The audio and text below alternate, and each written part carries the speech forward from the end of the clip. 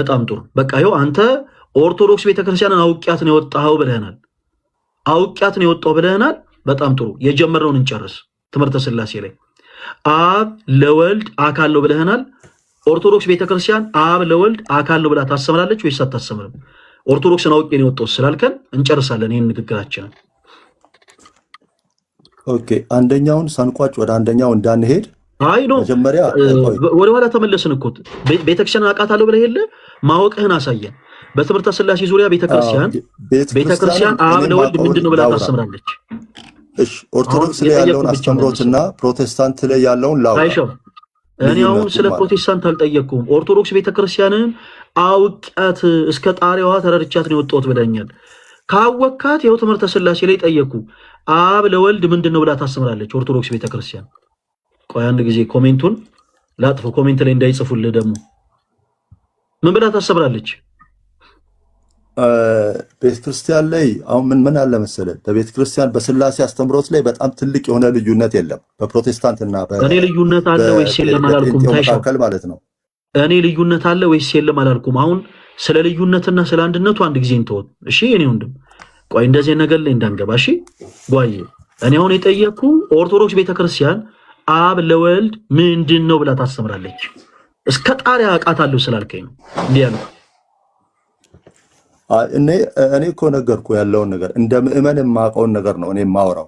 እንደ ምእመን የምታውቀውን ነገር ነገር ቤተክርስቲያን እንደ ምእመን የማውቀውን ነው የማወራው። እና እኔ ያጠፋሁት ነገር ካለ አንተ ታርማለህ ወይም ታስተካክላለህ። ምንም አላጠፋህም። ኦኬ፣ መልሱ ብቻ ንገረን። አሁን እንደዛ ከሆነ እኔ በታዘብኩት ማለት ነው አብ ወልድ መንፈስ ቅዱስ ሶስቱ አንድ መሆናቸውን ሶስቱ አንድ ጥያቄ አብ ወልድ መንፈስ ቅዱስ ይለያያሉ ወይ አይደለም? ቆይ አናግረኛ። እሺ ይቅርታ አድርግልኝና ቢያንስ እንኳን እኮ እግዚአብሔርን መላእክቶች እንኳን ማየት እንደማይችሉ ታውቃለህ አይደል? እግዚአብሔር ቃል ላይ ይናገራል። እኔ ማየት እንችላለን አላልኩም። እኔ እንኳን መላእክቶች እንኳን ፊቱ ለመቅረብ እንኳን እንትን ቢሉ ማየት ይቻላል አላልኩም። ባልጠየቅኩ ጉዳይ ላይ ጊዜ ባናባክን ጥሩ ነው። እኔ አሁን ስናገር በቃላቶቼ እግዚአብሔርን አይተነዋል። ኦርቶዶክስ ቤተክርስቲያን ውስጥ ሰዎች እግዚአብሔርን አይተው ነው የሳሉት። መላእክቶችን እያዩ አንድ ጊዜ ተቆይ ትንሽ ክንፋችሁን ዘርጉት አንድ እያሉ አንድ ትንሽ ደግሞ ወደ ቀኝ እስቲ ትንሽ ወደ ግራ እያሉ ስለዋል ብዬ አላወራውክም።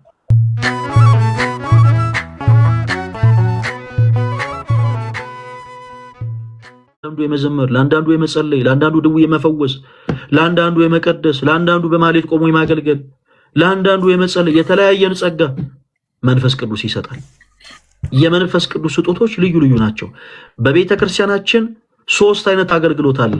ቅኔ፣ ማህሌት፣ ቅዳሴና ስብከት። ኦኬ፣ ትልቁ አገልግሎት ስብከት ነው። በሰባኪያነ ወንጌል ተሰብከው አማኝ የሆኑ ክርስቲያኖች በቅዳሴ አገልግሎት በሚያገለግሉ ካህናት አባቶች በአብ በወልድ በመንፈስ ቅዱስ ስም ተጠምቀው በቅዳሴው ጸሎት ተገኝተው ቅዱስ ሥጋውን ክቡር ደሙን ተቀበለው በክርስቶስ ሥጋና ደም ታተመው የእግዚአብሔር ልጅ አግኝተው ስመ ክርስትና ተሰጥቷቸው ኦኬ የዚህ ቤተክርስቲያን ልጆች ይሆናሉ። ከዛስ በቅኔ ማህሌቱ ቆመው ከሊቃውንተ ቤተክርስቲያን ጋር እግዚአብሔርን በዝማሬ ያመሰግኑታል። ይሄ ነው የቤተክርስቲያን አገልግሎት። ቅኔ ማህሌት፣ ቅዳሴና ስብከት። ቅኔ ማህሌት ላይ የሚያገለግሉትን ሰዎች ሄደን መጽሐፍ ቅዱስ ላይ ጥያቄ ነበረን ብንል ስተቱ የኛ ነው። ቅዳሴ ላይ የሚያገለግሉ ሰዎችን ሄደን መጽሐፍ ቅዱስ ላይ ጥያቄ ነበረን ብንል ስተቱ የኛ ነው። ቤተክርስቲያን የስብከተ ወንጌል ክፍል አላት። ጥያቄ ሲኖራችሁ በቤተክርስቲያናችሁ በደብራችሁ ሄዳችሁ ስብከተ ወንጌል የሚያገለግሉ መምህራንን ጠይቁ። ቤተክርስቲያን የመጽሐፍት መምህራኖች አሏት። በየደብሩ አንዳንድ የመጽሐፍት መምህራን አሉ። ፍልሰታ ሲደርሱላችሁም ታያላችሁ። ጓንተም ታስተውሳለህ። በየደብሩ አንዳንድ የመጽሐፍት መምህራኖች አሉ። ኦኬ ውዳሴ ማርያምን፣ ቅዳሴ ማርያምን የሚተረጉሙ እነዛን የመጽሐፍት መምህራኖች ሄደን ጠይቅ። የብሉያት የአዲሳት መምህራን ስለሆኑ እነዛን መምህራኖችን ቀረብ ብለን እንዲህ ሐሳብ ላይ ጥያቄ ነበረን እንበል።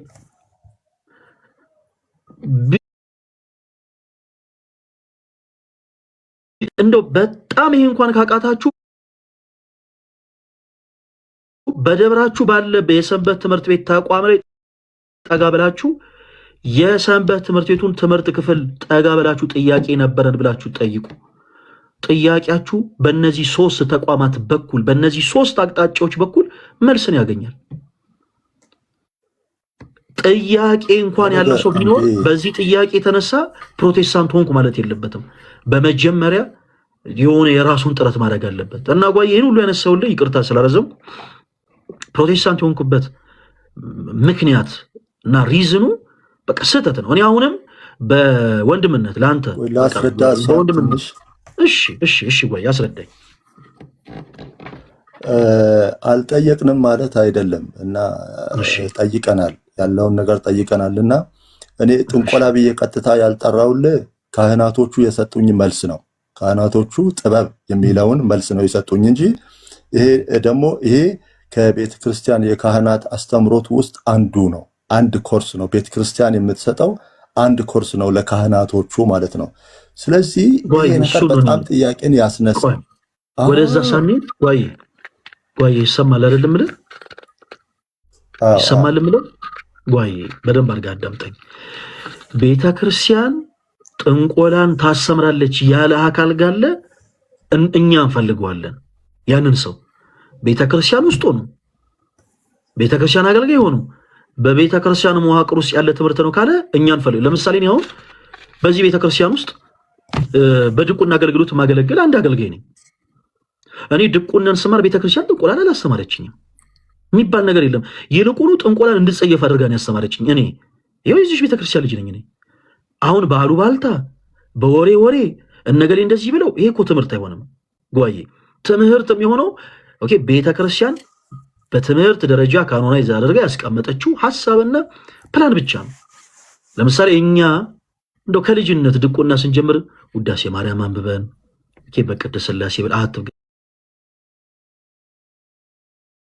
ብለን በቅድስት ሥላሴ ንባቡን እናነባለን።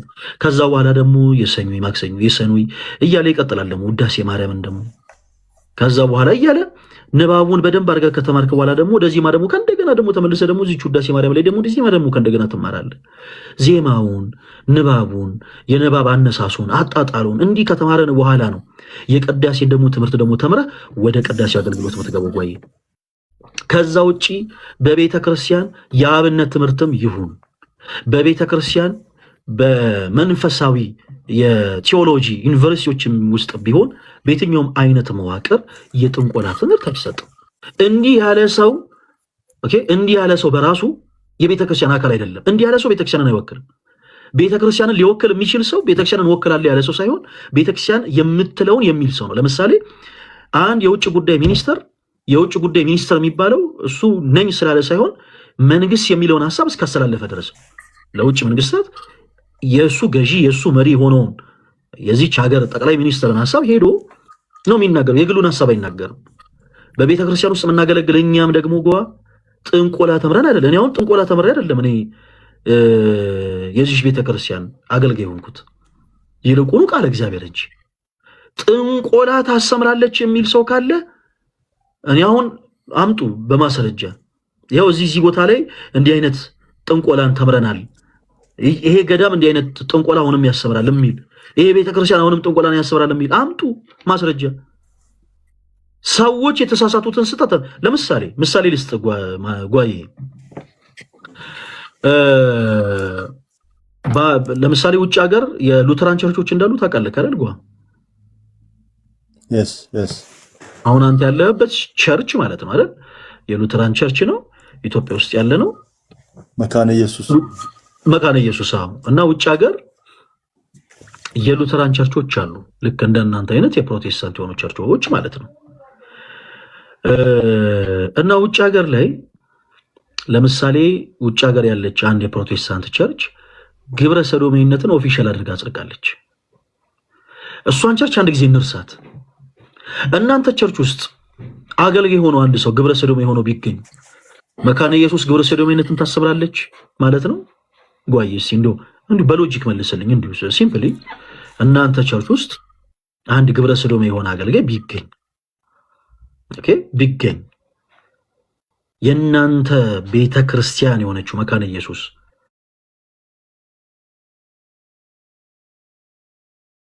ግብረ ሰዶሜነትን ታስምራለች ማለት ነው? እንደዛ አይመስለኝም። ምክንያቱም አሁን ደረጃዎች አሉ። ባይዘው ቤተክርስቲያን ላይ ኦርቶዶክስ ቤተክርስቲያን ላይ ደረጃዎች አሉ። ዲያቆን ማለት ሁሉን ነገር ያውቃል ማለት አይደለም። ዲያቆን የራሱ ደረጃ አለው። ክህነትም የራሱ ደረጃ አለው እና በደረጃ ስኬድ የሚሰጥ ኮርስ እንደሆነ ነው እኔ የሰማሁት። ይሄ የድግምቱና የጥበብ አሉባልታ ሰምተህ አልነበረም አንተ ከኦርቶዶክስ ቤተክርስቲያን መውጣት የነበረብህ። ቤተክርስቲያን በነገራችን ላይ በዚህ አጋጣሚ አንድ ነገር አስመረበት። ቆብ ያደረጉ ነጠላ የለበሱ መስቀል የጨበጡ የታድሶ ምንፍቅናን የሚያራምዱ ዛሬም ድረስ ቤተክርስቲያን ውስጥ የተሰገሰጉ በጣም ብዙ መናፍቅ የሆኑ የታድሶ እንቅስቃሴን የሚያራምዱ የሌላ እምነት ተከታይ የሆኑ ሰዎች አሉ። ዛሬም ድረስ እግዚአብሔርን አውቀውት ሳይሆን ሳያውቁት እያስመሰሉ ያሉ በጣም ብዙ የሆኑ ሰዎች አሉ። ሰዎች ስላሉ አይደለም ማመን ያለብን። ለምሳሌ አሁን እኮ ምሳሌ ያነሳውልን፣ አንተ ያለህበት ቸርች ውስጥ አንድ አገልጋይ ግብረ ሰዶሜ የሆነው ቢገኝ መካነ ኢየሱስ ቤተክርስቲያን ግብረ ሰዶሜነትን ታስተምራለች ቢባል ያንተ መልስ አታስተምርም ነው። ብሌም መደረግ ያለበት ያ ሰው ነው። ይሄ የዛ ሰው ይሄ ፐርሰናል የሆነ ችግሩ ነው።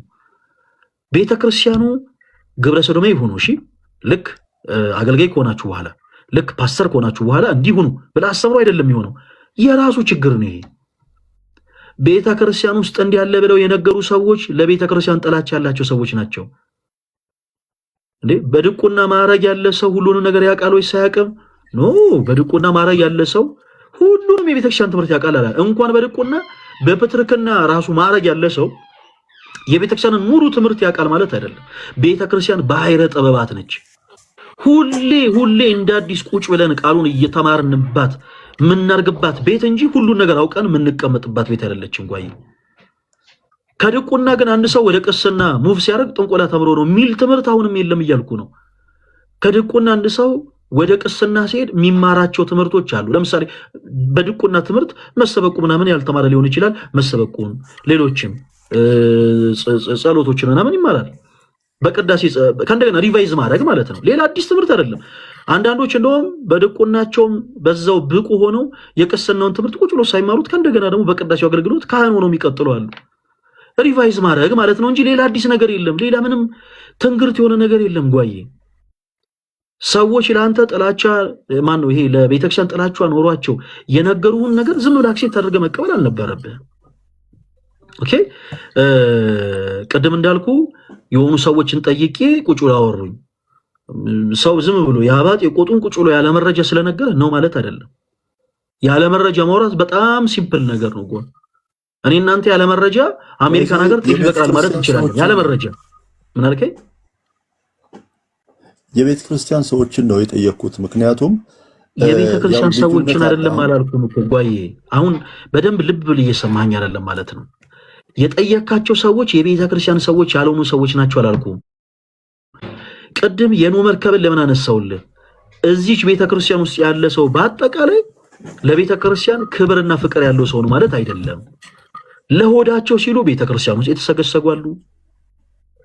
ጥላቻን አንግበው ቤተክርስቲያን ውስጥ የተሰገሰጉ ሰዎች አሉ። ምንፍቅናን በጀርባቸው ይዘው ቤተክርስቲያን ውስጥ የተሰገሰጉ ሰዎች አሉ። አንተ ከኦርቶዶክስ ቤተክርስቲያን መውጣት የነበረብህ ስለ ትምህርት አውቀ ነው። ትምህርተ ሥላሴ ላይ ኦርቶዶክስ እንዲህ የሚል ስህተት ትምህርት አላት። ፕሮቴስታንቶች ግን በትምህርተ ሥላሴ ዙሪያ ይኸው ይሄ ትምህርታቸው ትክክልና ሐቅ ነው ብለህ ትምህርት አውቀ ነበር መውጣት የነበረብህ። ከወጣህም በነገረ ክርስቶስ ትምህርት ዙሪያ ኦርቶዶክስ እንዲህ የሚል ስህተት ትምህርት አላት። ፕሮቴስታንቶች ግን መጽሐፍ ቅዱስን መሰረት ያደረገ እንዲህ አይነት ትምህርት አላቸው ብለህ ነበር መውጣት የነበረብህ። አንተ ብቻ አይደለም 100% እየሰማችሁ ነው ሁላችሁ። 100% ከኦርቶዶክስ ቤተክርስቲያን ወጥተው ፕሮቴስታንት የሆኑ ሰዎች በአጠቃላይ ኦርቶዶክስ ቤተክርስቲያን ትምህርቷን አውቀው አይደለም የወጡት። ስለ እውነት ነው የምላችሁ ጓይ፣ አንተ ብቻ አይደለም 100% ሁሉም ከኦርቶዶክስ ቤተክርስቲያን የወጡ ሰዎች በአጠቃላይ ልክ እንደዚህ ሲጋራ አታጭስ፣ ሲጋራ እኮ በቃ እንዲህ ነው ተብለው ነው ልባቸው ክንፍ ብሎ ሄደው ቤተክርስቲያን ሲጋራ ማጨስ እኮ አታሰብም። ግን እንዳጋጣሚ ሆኖ አይ በቃ ከሶስት መውጣት ፈለኩኝና ጌታን ተቀበልኩ የሚሉ ሰዎች አሉ። ልክ አንተ እንዳነሳቸው ሐሳቦችን የሚያነሱ ሰዎች አሉ። በትምህርት ደረጃ ቤተክርስቲያን በጣም የምትጸየፈው ነገር ነው ጥንቆላ። ብራዘር ቤተክርስቲያን ራሷ ክርስቶስ ነው። የዚህ ቤተክርስቲያን ራስ ክርስቶስ ነው። እኛም የምንሰብከው የምናመልከው የእምነታችን ጀማሪና ፈጻሚ ሆነውን እርሱን ጌታችን ኢየሱስን። ከዛ ውጪ ሰዎች በአንገታቸው ማህተብ አስረው በደንብ አድርገህ አዳምጠኝ። ሰው ሲገሉ ብትመለከታቸው ቤተክርስቲያን ነፍስ ማጥፋትን አስተምራቸው አይደለም። ይሄ የራሳቸው ድክመት ነው። በአንገታቸው ማህተብ አስረው ጎጠኛ ዘረኛ ሆነው ካያቸው ቤተክርስቲያን ዘረኝነትና ጎጠኝነትን አስተምራቸው አይደለም። ይሄ ግልጽ ነው። በነገራችን ላይ ያን ያክል ጥልቅ የሆነ እውቀት የሚጠይቅ ነገር አይደለም። ይሄንን ሁላችሁ ማስመራችሁ ተረዱ። ቤተክርስቲያን ዘረኝነትና ጎጠኝነትን አስተምራቸው ሳይሆን የራሳቸው ድክመት ነው። ጓዬ ሌባ የሆነ ሰው በአንገቱ ማህተብ አስሮ ነጠላ ለብሶ ሲሰርቅ አንድን ሰው ብትይዘው ቤተክርስቲያን ስረቅ፣ ዝረፍ፣ በዚህ ውጣ፣ በዚህ ግባ፣ ባጥር ዘለ፣ የሰው ንብረት እንደዚህ አድርገ፣ ሰው አንቀ፣ ማጅራት መጥተ እንዲያርግ ብላ አስተምረው አይደለም። ይሄ የራሱ ድክመት ነው። በአዳም ልኮ ቤት የሚመላለስ አንድ ኦርቶዶክስ ብታገኝ ይሄ ቤተክርስቲያን ያስተማረችው ትምህርት ነው አትበል። በስንፍና ሰውም መጥቶ በስንፍና ቤተክርስቲያን ነች ያስተማረችው ሲል አንተም እንደኔ የሆነ ንገረው። ቤተክርስቲያን እንዲህ አይነት ትምህርት የላትም። የቤተክርስቲያን ትምህርትን ሳታውቀው ሳትረዳው ነው የወጣው ያልኩ ለዛ ነው። የቤተክርስቲያን ሰዎች የሆኑ ሰዎችን ጠይቀህ የተናገርከው ንግግር በአጠቃላይ ስህተት ነው እያልኩ ነው። ቆይ እዚህ ጋር አንድ ነገር እናድርግ። ጓዬ ቤተክርስቲያንን ሳታውቃት እንደወጣ አንድ ነገር ብቻ ላሳይ። ምን ያክል ይኸውልህ ማለት ትምህርት የሆኑ ጉዳዮች ላይ ኦርቶዶክስ ቤተክርስቲያንን ብቻ አይደለም ፕሮቴስታንቲዝምንም ሳትረዳ እንዴት ላሳይህ። እኔ ምሳሌ ላሳይህ። ጓዬ አንተ በአብ በወልድ በመንፈስ ቅዱስ ታምናለህ? ተወዳጅ ወንድማችን እሱ ጥሩ ጥያቄ ነው፣ ግን ዋናው ጥያቄ ከዛ የሚቀድም የሚመስለኝ የመዳን ጉዳይ ላይ አንድ ጊዜ እንመለሳለን። ጉዳይ ላይ ያለ እንመለሳለን፣ እናወራለን ስለ መዳንም። ቆይ ግድ የለም አንድ ጊዜ ምን ያክል ይኸውልህ፣ አሁን እኔም ላሳይ የፈለኩት ነገር አለ። እሺ እሺ በለኝና አብረን እንቀጥል። በአብ በወልድ በመንፈስ ቅዱስ ታምናለህ? አዎ። በጣም ጥሩ። እሺ እስቲ ስለ ትሪኒቲ 2 ደቂቃ ወሰድና የፕሮቴስታንትን የትሪኒቲ ትምህርት አንተ የተረዳኸውን፣ እሺ የድሮ ምናምን አይደለም እኔ አሁን ያልኩህ፣ አሁን ፕሮቴስታንት ከሆንኩ በኋላ የተረዳኸውን የትሪኒቲ ትምህርት 2 ደቂቃ ወስድ አስረዳን፣ እንሰማሃለን። ከዛ በኋላ እንቀጥላለን። ያው አብ ወልድ መንፈስ ቅዱስ ማለት ነው። ትሪኒቲ የምንለው አብ ወልድ መንፈስ ቅዱስ ነው። ሶስቱ የሚለያዩ አይደሉም። ሶስቱ ለይተን አናይም። ሶስቱ አንድ አካል ናቸው። ለምሳሌ ያህል አንድ ሰው ስጋ አለው፣ ነፍስ አለው፣ መንፈስ አለው እንደምንለው ዩኒቲ ያለው ወይም በምሳሌ ለመጥቀስ ያህል አምላክ የሚለው ሙሉ አምላክ የሚለውን አምላክ ለመግለጽ እነዚህ ሶስቱ የተሟሉ መሆን አለባቸው። እንደውም ይህንን በትክክል ሊገልጽ የሚችለው ነገር በምሳሌ መጠቀም ስላለብን ትንሽ ይህን ለማስረዳት በሰውኛ ሊከብድ ስለሚችል እንቁላልን ብንወስደው ለምሳሌ ያህል እንቁላልን ብንወስድ እንቁላል የሚለውን ስም ለመጥራት ሶስቱ አካሎች አንድ ላይ መኖር አለባቸው። ከቨሩ የውስጠኛው አካልና መሀልኛው አካል አስኳሉ ማለት ነው። ስለዚህ አንድ አምላክ የሚለውን ሙሉ አምላክ ለመጥራት እነዚህ ሶስቱ አካሎች የተሟሉ መሆን አለባቸው። አብ ማለት አባት ማለት ነው። ወልድ ማለት ደግሞ ሊያድነን ወደ ምድር የመጣው ማለት ነው። ሊያድነን ወደ ምድር የመጣው ነው ኢየሱስ ክርስቶስ። መንፈስ ቅዱስ ደግሞ ኃይል ነው። መንፈስ ቅዱስ ኃይል ነው። በ50ኛው ቀን የተሰጠን ማለት ነው። ሐዋርያት ሥራ ላይ ስናይ ይሄ ነው። በዚህ አስተምሮቶች ላይ ባይዞ በጣም ትልቅ ልዩነት የለም ከፕሮቴስታንት ጋር። በመዳን ጉዳይ ላይ ብናወራ የተሻለ ነው ብዬ አስባለሁ። ምክንያቱም ሰዎችንም ሊጠቅም የሚችለው ነገር የመዳን ጉዳይ ነው ብዬ ስለማስብ ማለት ነው። ቆይ ወደ ሌላ ሐሳብ ቆይ አትሄድ። እሺ በላይ ፕሊስ አታስቸግር። ስለ ስላሴ ጨርሳል አይደል? ከረጅሙ ባጭሩ ነው። እሺ ከረጅሙ ባጭሩ ጨርሳል። እሺ አሁን የምጠይቅህን ሐሳቦች በደንብ አድምጥና እምነትን ትነግረኛለህ። እምነትን ነው የምትነግረኝ። ወልድ የአብና የመንፈስ ቅዱስ ቃል እንደሆነ ታምናለህ? ወልድ ቃል ነው። እኔ ቃል አይደለም አላልኩም። ጓዬ አሁን እምነትን ነው የምትነግረኝ። በደንብ አድርገህ አዳምጠኝ። ወልድ የአብና የመንፈስ ቅዱስ ቃል እንደሆነ ታምናለህ ወይ? የምታምነውን አምናለሁ፣ የማታምነውን ደግሞ አላምንም እያልክ ነው የምታልፈው። አላምንም። እንደዛ አታምንም? እሺ ወልድ የማን ቃል ነው? ዮሐንስ 1:1 ላይ ነው ይሄ ነገር የሚወስደን። ዮሐንስ ወንጌል ምዕራፍ 1 ቁጥር 1 ላይ ስንሄድ እዛ ጋር ዮሐንስ ምዕራፍ 1 ቁጥር 1 መጽሐፍ ቅዱስ ይዘህ ይሆን? አይ አልያዝኩኝም። አንተ አንብበልን። ኦኬ እሺ፣ ትንሽ ደቂቃ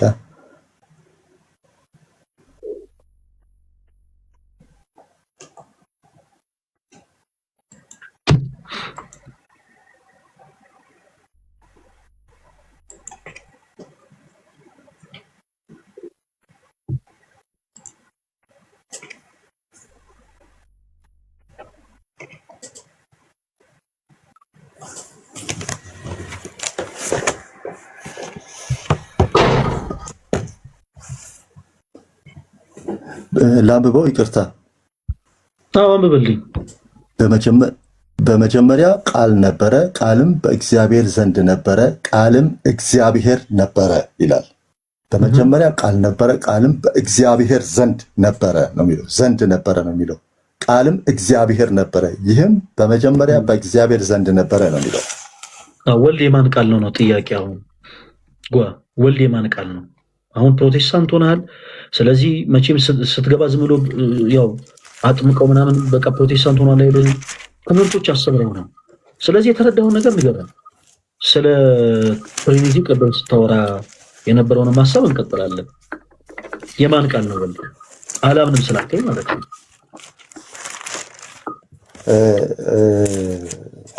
እዛ ጋር እንግዲህ ከዚህ ቃል አንጻር ስናይ ቃል የሚለው ክርስቶስ እንደሆነ ነው የሚያስረዳን። እኔ ቃል የተባለው ማን ነው አይደለም። በደንብ አዳምጠኝ። እኔ አሁን ቃል የተባለው ማን ነው ብዬ አይደለም ጥያቄ ጠየቅኩ። ወልድ የማን ቃል ነው ብዬ ነው የጠየቅኩ። የእግዚአብሔር ቃል ነው እኮ። ስለዚህ የእግዚአብሔር ቃል ነው ማለት የአብና የመንፈስ ቅዱስ ቃል ነው ማለት ነው። ተሳስቻለሁ ነው ወይስ እግዚአብሔር ሌላ ቅዱስ ምትለዋ ነች? እግዚአብሔር ምን ማለት ነው? ግልጽ ስላልችልኝ ነው።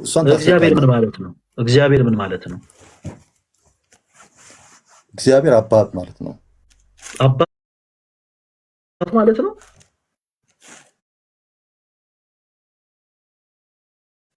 እግዚአብሔር ማለት የኢየሱስ ክርስቶስ ስህተቶችንን ችግር እንለፋቸው። እንለፋቸው። አብ ለወልድ ምኑ ነው ብለው አስተማሩክ ፕሮቴስታንቶች። አብ ለወልድ ምንድን ነው?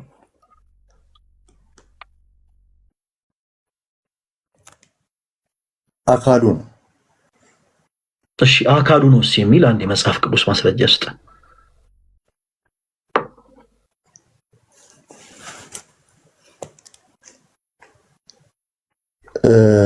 እንግዲህ አብ ወልድ መንፈስ ቅዱስ አንድ መሆናቸውን መጀመሪያ ማመኑ አካል መሆኑን በአንዱ ያስረዳናል። አሁን እዚህ ሁሉ ነገር ውስጥ የገባንበትን ሪዝን በኋላ ላይ እነግርሃለሁ። እሺ አሁን እኔ ጠየቅኩን ጥያቄ ብቻ አምጣ። አሁን ሌላ ሀሳብ እንድታብራራ አይደለም ጓዬ። ከመጽሐፍ ቅዱስ ላይ አብ ለወልድ አካል ነው ብሎ ሀሳብን የሚያብራራ የመጽሐፍ ቅዱስ ማስረጃ ስጠን ጓ። ድገምልኝ እስኪ ጥያቄውን። አብ ለወልድ ምንድን ነው ብዬ ጠየቅኩ። አካሉ ነው አልከኝ። ስለዚህ አሁን ጥያቄ አብ ለወልድ አካል ነው የሚል አንድ የመጽሐፍ ቅዱስ ማስረጃ አውጣና አሳየን ወንድማችን ጓ። ኦኬ እንደዚህ እናውራ ከተባለ አስቸጋሪው ነገር ምን መሰለ? እንደዚህ እንሂድ ከተባለ ለእያንዳንዱ እያንዳንዱ እንደዚህ የሚል አምጣ እንደዚህ የሚል አምጣ የሚል እንደዚህ ከሄድን ሰው አይማርም። ሰውን አናስተምርም። እኔ ሀሳቤን ላስቀምጥና ወንድማችን ጓ ፕሊስ እባክህን አዳምጠኝ። ምንም አስቸጋሪ ነገር አይደለም። እኔ ተመሳሳይ አንተ ለምሳሌ ወደፊት ሙቭ ስናደርግ አሁን ርዕሳችን ኦርቶዶክስ ከመጽሐፍ ቅዱስ ውጭ የምታስተምረው ትምህርት አይደለም። ልክ እንዲህ አይነት ሀሳቦች ላይ ልክ ለምሳሌ እያወራን ለምሳሌ ስለ ስግደት ስናወራ እኔ ስለ ስግደት እንዲህ ብዬ ባወራ ለእያንዳንዱ ነገር አንተ ጥያቄ ብጠይቀኝ አይ ይሄ ነገር አስቸጋሪ ነው ተው በቃ እንደዚህ አልልህም ወዳጄ። ወደድኩም ጠላሁም ለእያንዳንዱ ላልኳት ነገር መጽሐፍ ቅዱስ ማስረጃ እሰጣለሁ። ለምን? እምነቴ የሚመሰረተው ከመጽሐፍ ቅዱስ ስለሆነ። ወንድማችን አንተም እምነት የሚመሰረተው ከመጽሐፍ ቅዱስ አይደል? አሁን ላሳይህ የፈለግኩት ትልቅ ነገር አለ ጓ። ኦኬ ስለዚህ አሁን ያልከውን ነገር ምጠይቅ ከመጽሐፍ ቅዱስ እኔ ለኔ እንግዳ ነገር ሲሆን እኔ እንደዚህ አይነት ነገር ሰምቼ አላውቅም። ለኔ እንግዳ የሆነ ነገር ስለሆነ የመለስክልኝ ኦኬ፣ እስኪ መጽሐፍ ቅዱስ የመሰረት ካለ አሳየም ነው ያልኩ። እኔም የማምንበትን መጽሐፍ ቅዱስ ላይ እንዳለ ያለን ነገር ከነገርከኝ ማስረጃ ስጠኝ አልልም፣ ምክንያቱም ኦልሬዲ እንዳለው ስለማመን። ስለዚህ አብ ለወልድ ምንድነው? በትምህርተ ሥላሴ ዙሪያ ፕሮቴስታንት የሆኑ ሰዎች ምን ብለው አስተማሩክ? ከኦርቶዶክስ ቤት ነው የወጣው። ፕሮቴስታንት ከሆንክ በኋላ ምን ብለው አስተማሩክ አልኩ። ወንድማችን ምን ብለው አስተማሩ ስልህ አካል ነው ብለህ መለስክልኝ። አካል ነው የሚል ይህንን ሐሳብህን የሚያብራራ የመጽሐፍ ቅዱስ ማስረጃ አውጣና ስጠን። ቀጥታ የሚገባውን ወደ መጽሐፍ ቅዱስ ማስረጃ ነው። ጓ ምን ላይ እናውጣ? ምን ላይ እናምጣ?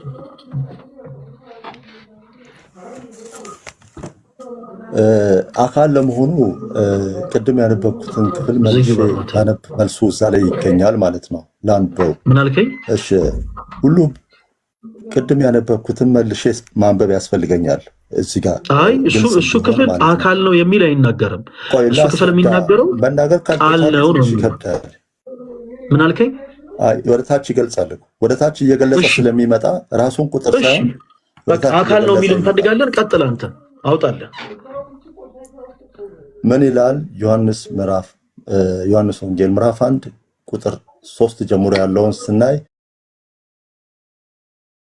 ሁሉ በእርሱ አልሆነም አልሆነም።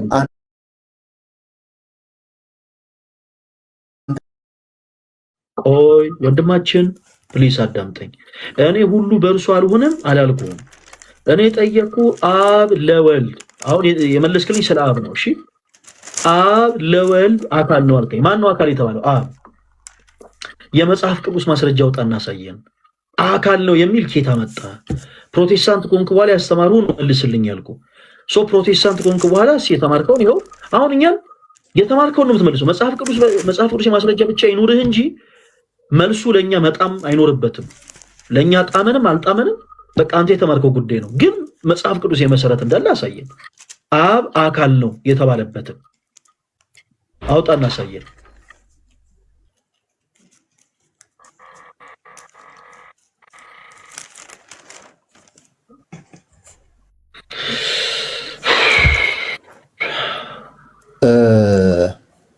ይቅርታ ፈለገ፣ ምንድነው ይሄንን አስተምሮት እኔ አሁን በዋነኝነት የተረዳሁት ምንድነው ወደ ትክክል ሳይሆን ወደ መማማር መግባት ካለብን እኔም ያልገባኝ ካለ አንተ እያስረዳኝ ብትሄድ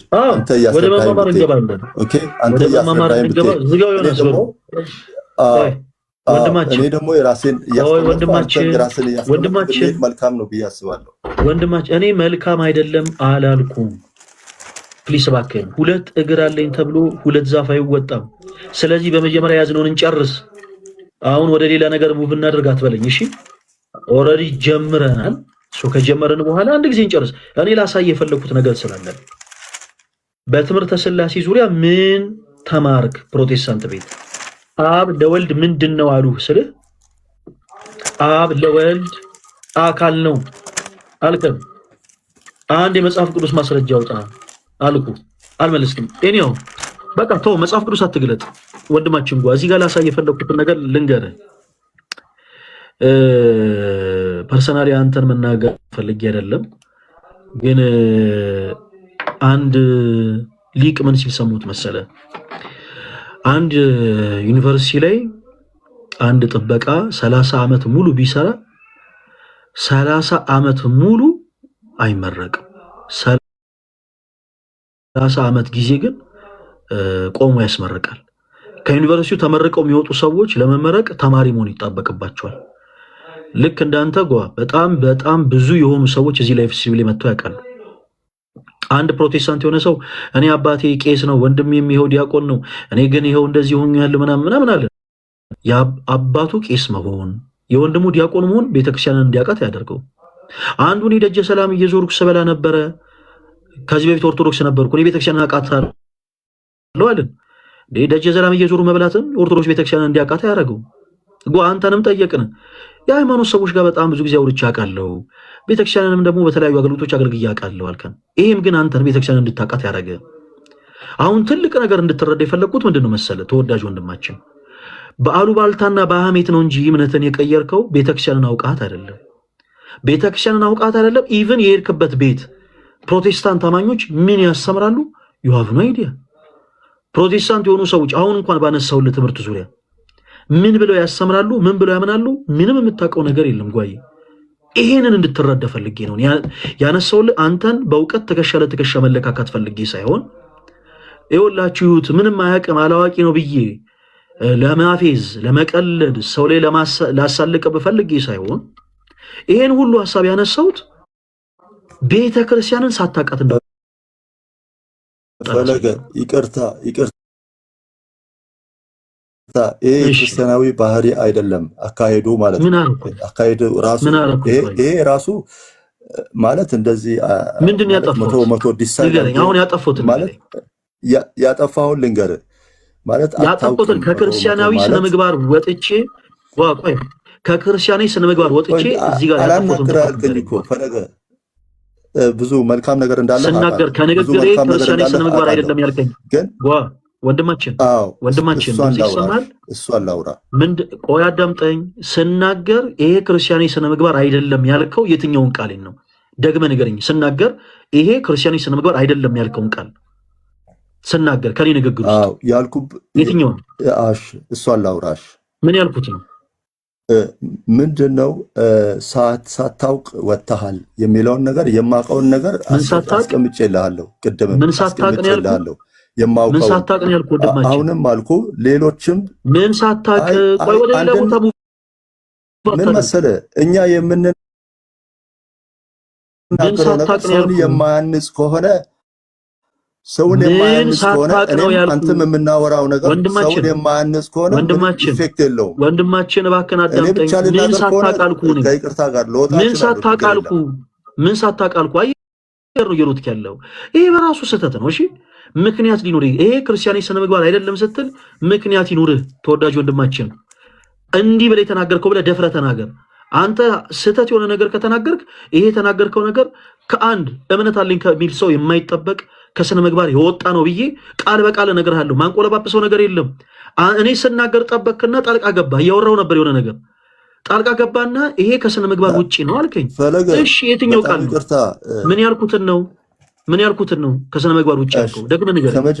ከመጀመሪያው ጀምረን ስናወራ አሁን መጀመሪያ ምን ያልኩት ቃል ነው ከስነ ምግባር ውጪ ያልከው? ከተሳሳትክ ተሳስቻለሁ በል። በፍጹም ወንድማችን ተሳስቼ ነው በለኝ። ማውራት አስቸጋሪ ነው። ከስነ ምግባር ውጪ የሆነ ንግግር ተናግሬያለሁ ወይስ አልተናገርኩም? ቶሎ በል። ከተሳሳትኩ ተሳስቻለሁ፣ ካልተሳሳትኩ ተናግረሃል በለኝ። ተናግሬያለሁ ወይስ አልተናገርኩም? የተናገርከውን ልንገርህ እስክነግርህ በመጀመሪያ ተናግሬያለሁ ወይስ አልተናገርኩም? ወንድማችን ቀጥታ መልሰህ ተናግሬያለሁ። እሺ ምን ብዬ ነው የተናገርኩት? እስኪ ከስነ ምግባር ውጭ ሆነ የተናገርኩት ንግሬቱ ነው ንገረኝ። አዳምጡላችሁም። አንደኛ ሳታውቁ ወጥታችኋል ከቤተ ክርስቲያን የሚለው አካሄድ ሳናውቅ አይደለም፣ አውቀን ነው የወጣ ነው። አይተን ነው የወጣ ነው። ሁሉን ነገር እንዲቴል አይተን መርምረን ነው የወጣ ነው። በቃ እሺ ቆይ ችግር የለም። ስለ ቤተ ክርስቲያን አውቀን ነው የወጣው። ቆይ ጓዬ ምንም አሁን እኮ እዚህ ጋር እኔ በቃ መሳሳት የላርም። ይኸው ላስተካከል።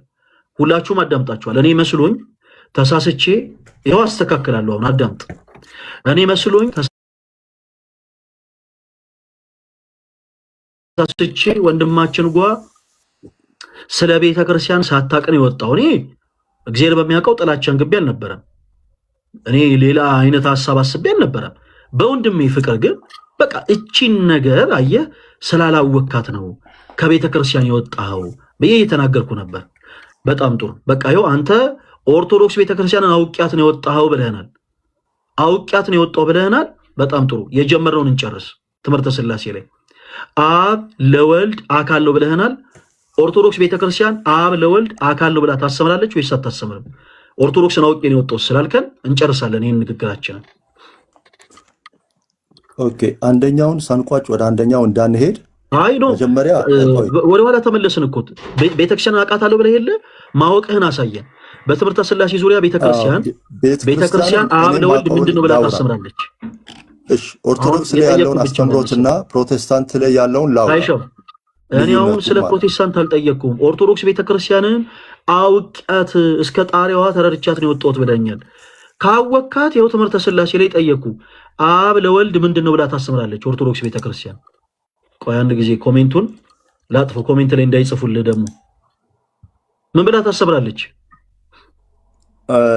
ቤተክርስቲያን ላይ አሁን ምን አለ መሰለህ፣ በቤተክርስቲያን በሥላሴ አስተምሮት ላይ በጣም ትልቅ የሆነ ልዩነት የለም በፕሮቴስታንትና እኔ ልዩነት አለ ወይስ የለም አላልኩም። መካከል ማለት ነው። እኔ ልዩነት አለ ወይስ የለም አላልኩም። አሁን ስለ ልዩነትና ስለ አንድነቱ አንድ ጊዜ እንተወው እሺ። እኔ ወንድም ቆይ እንደዚህ ነገር ላይ እንዳንገባ እሺ። ጓዬ እኔ አሁን የጠየቅኩ ኦርቶዶክስ ቤተክርስቲያን አብ ለወልድ ምንድን ነው ብላ ታስተምራለች እስከ ጣሪያ አውቃታለሁ ስላልከኝ ነው እንዲህ ያለው። እኔ እኮ ነገርኩ ያለውን ነገር እንደ ምእመን የማውቀውን ነገር ነው እኔ የማወራው። እንደ ምእመን የምታውቀውን ነገር ንገረኝ። ቤተክርስቲያን እንደ ምእመን የማውቀውን ነው የማወራው እና እኔ ያጠፋሁት ነገር ካለ አንተ ታርማለህ ወይም ታስተካክላለህ። ምንም አላጠፋህም። ኦኬ መልሱን ብቻ ንገረን። አሁን እንደዛ ከሆነ እኔ በታዘብኩት ማለት ነው አብ ወልድ መንፈስ ቅዱስ ሶስቱ አንድ መሆናቸውን ሶስቱ አንድ የጠየቁት ጥያቄ አብ ወልድ መንፈስ ቅዱስ ይለያያሉ ወይ አይደለም? ቆይ አናግረኛ። እኔ አልጠየቅኩም እሱን። የጠየቁት ጥያቄ ምንድን ነው? እስቲ ደግመህ መልስ። ቤተክርስቲያንን አውቃታለሁ አልከኝ። እሺ ቤተክርስቲያንን የምታውቃት ከሆነ እሺ ይኸው የጠየቁት ጥያቄ ምንድን ነው? እስቲ ደግመህ በልልኝ። ጥያቄን ደግመህ ንገረኝ። ወልድ ለአብ ምኑ ነው አይደል ያልከኝ? አይደለም እንደዛ አይደለም ያልኩ። ቦታ አልቀያየርከው። እኔ እንደዛ ነው። አዎ በደንብ አዳምጠኝ። አብ ቤተክርስቲያንን እስከ ጣራ አውቃታለሁ፣ ቤተክርስቲያንን አውቂያት ነው የወጣሁት እንዲህ ብለህ የተሳሳተ ንግግር ተናግረሃል ስላልከኝ ይኸው አሁን ማወቅህን አለማወቅህን ልንለይ ነው። እሺ ኦርቶዶክስ ቤተክርስቲያን አብ ለወልድ ምንድን ነው ብላ ታስተምራለች። በጣም ሲምፕል። በነገራችን ላይ በቤተክርስቲያናችን በሰንበት ትምህርት ተቋማት ላይ ህፃናት የሆኑ ልጆች የሚመልሱትን መልስ ነው የጠየቁ። ህፃናት አብ ለወልድ ምንድን ነው ብላ ታስተምራለች ቤተክርስቲያን።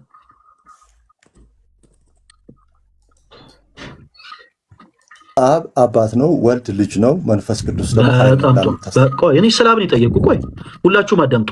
አብ ለወልድ ምንድን ነው አልከ? ተወዳጅ ወንድማችን አባት ነው። በጣም ጥሩ። እንደዛ ከሆነ ወልድ ደግሞ ለአብ ምንድን ነው? ልጅ ነው። በጣም ጥሩ። አብ ለመንፈስ ቅዱስ ምንድን ነው? ልክ አሁን በዚህ መንፈስ መልስ። እንደዚህ እንደመለስከው አብ ለመንፈስ ቅዱስ ምንድን ነው ብላ ታስተምራለች ኦርቶዶክስ ቤተክርስቲያን።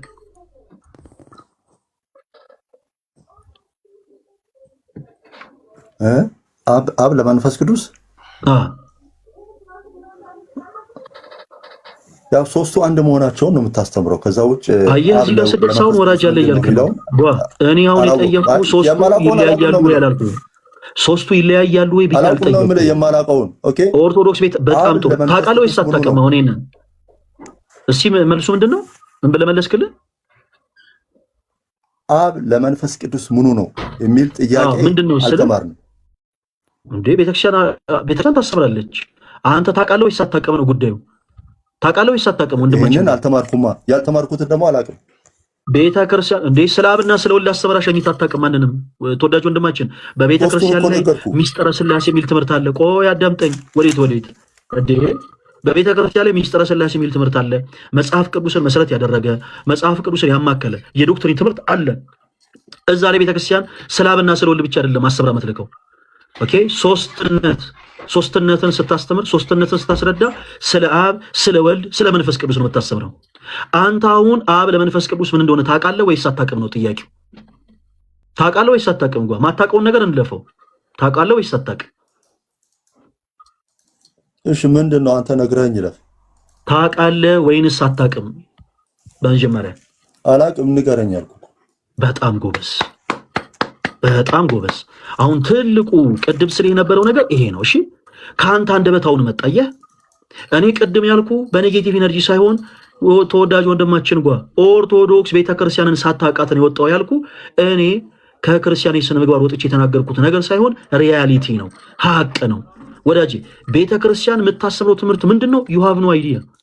ቤተክርስቲያንን አንተ አላወካትም። ሰው በቤተክርስቲያን ውስጥ ስለተመላለሰ ቤተክርስቲያን ያውቃታል ማለት አይደለም። አንድ ዩኒቨርሲቲ ጥበቃ ዩኒቨርሲቲ ውስጥ 30 ዓመት ስለሰራ አይመረቅም። የሚመረቁት ተማሪ የሆኑ ተማሪዎች ብቻ ናቸው። ከአንድ ዩኒቨርሲቲ ተመርቆ ለመውጣት ጥበቃ ሰራተኛና የጽዳት ሰራተኛ ሆኖ መግባት በቂ አይደለም። ብራዘር ቆይ አዳምጠኝ። ቆይ ፕሊስ እባክህን ፕሊስ አዳምጠኝ። ከዩኒቨርሲቲ ተመርቆ ለመውጣት ተማሪ መሆን ይጠይቃል ወዳጄ። አንተም ኦርቶዶክስ ቤተክርስቲያን የምታስተምራቸውን ትምህርቶች ቆይ ፕሊስ እባክህን። ኦርቶዶክስ ቤተክርስቲያን የምታስተምራቸውን ትምህርቶች ሳታውቅ የወጣኸው አንል በፍቅር ሳታውቅ የወጣው ስንል በፍቅር አይ የለም አሻፈረኝ ከክርስቲያን የስነ ምግባር ውጪ እየተናገራችሁ ነው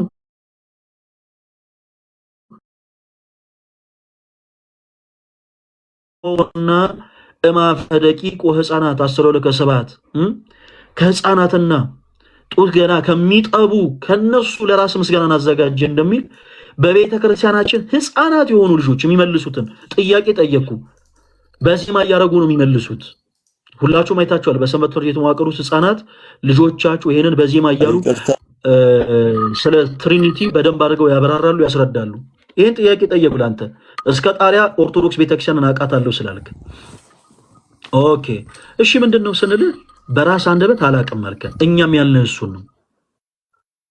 ኦርቶዶክስ ቤተክርስቲያንን ሳታውቃት ነው የወጣኸው። ኦርቶዶክስ ቤተክርስቲያንን አውቃት አይደለም ኖርክባት። ስለዚህ አሁን ላንተ ያቀረብን ያለው ኦፖርቹኒቲ ምንድነው? ተወዳጅ ወንድማችን ኦርቶዶክስ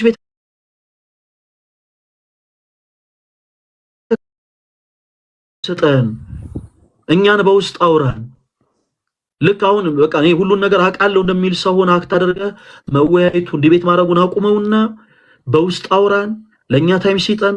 ከዛ በኋላ በመጽሐፍ ቅዱስ የማስረጃዎች ዳግም ከእንደገና ከዛሬ 13 ዓመት በፊት የወጣህባትን ቤተክርስቲያንህን እባክህን ወቃት። ይሄው ኦፈር አቀረብንልህ አንተ። እንዲህ አሁን ንትርኩን ምናምን ተወውና ይሄው ለኔ ባሁን በውስጥ መልእክት አስቀምጥልኝ። ከዛ በኋላ ይሄው ኮንታክቴን እሰጣለሁ።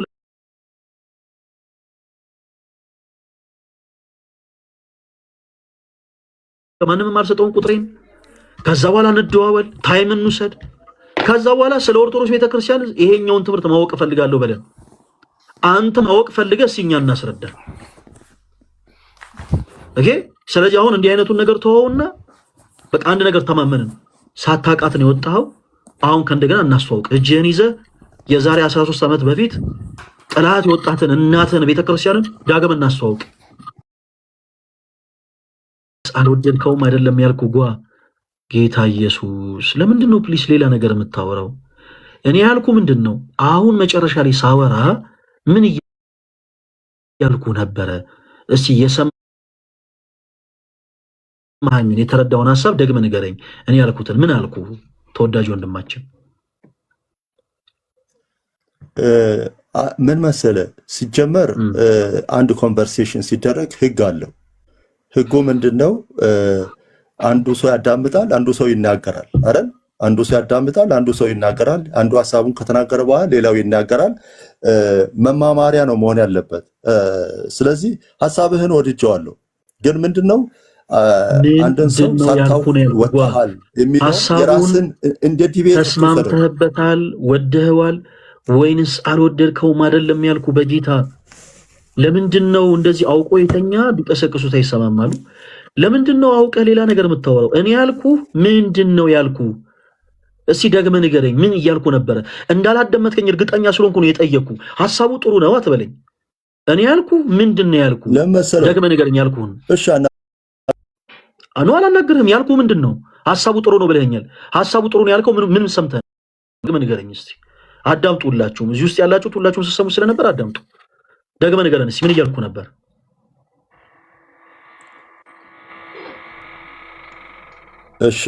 እሺ ደቂቃ ወይስ ስጠኝ ለማውራት? እኔ ደቂቃ አልሰጥህም አላልኩም ተወዳጅ ወንድማችን ጓ። ስለሌላ ነገር ግን እንዳታወራ። አሁን የጠየኩት ጥያቄ ምንድነው መሰለ? የሆነ ነገር ስትናገር 100% ኮምፕሊትሊ የኔን ሐሳብ እንዳልሰማ ስለገባኝ ምን አልኩ መሰለ? እኔ አሁን ምን እያልኩ ነበረ? ሐሳቡ ጥሩ ነው ትለኛለህ። ጥሩ ነው ያልከው ሐሳብ እኔ የተናገርኩት የሐሳብ ምንድነው? እስቲ ደግመህ ንገረኝ። ምን እያልኩ ነበረ? ለአንተ ምን ብዬ እያወራው ነበር? እስቲ ንገረኝ። እሱም ደግመህ ሁላችሁም ስሙ። አሁን እኔ ያልኩትን ሐሳብ ደግሞ ሊነግረኝ ነው። አዳምጡት ሁላችሁ። እሺ ኢንተራፕት እንዳታረገኝ። አንተ ያልከው ሐሳብ አብ ለመንፈስ ቅዱስ ምኑ ነው የሚለውን ጥያቄ አነሳ። አብ ለመንፈስ ቅዱስ ምኑ ነው የሚለውን ሐሳብ አላቅም ንገረኝ አልኩ። ያንን ሳትነግረኝ ወደ ትችት ገባ። አንተ ወዲያ ወደ ትችት ገባ።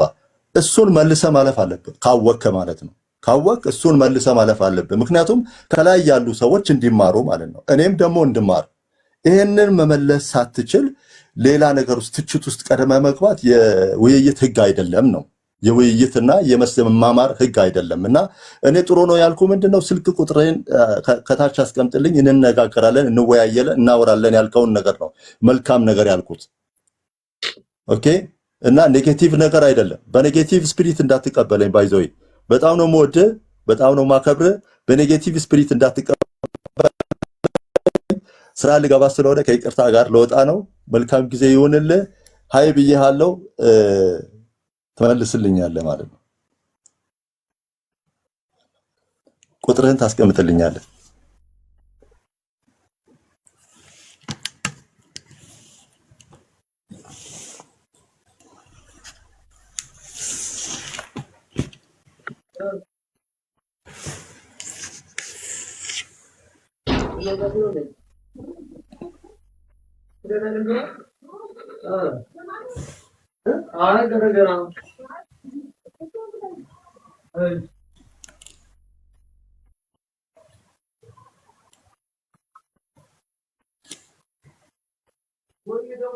ሄሎ ይሰማል?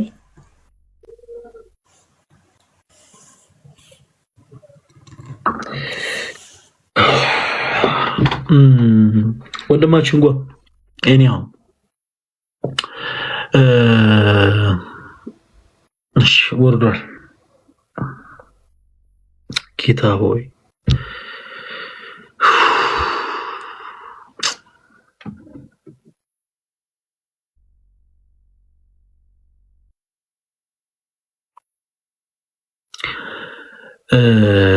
እውነት ቃላቶች አጠሩኝ። ምንም ብዬ ጀመሬ ምንም ብዬ መጨረስ እንዳለብኝ። ለማንኛውም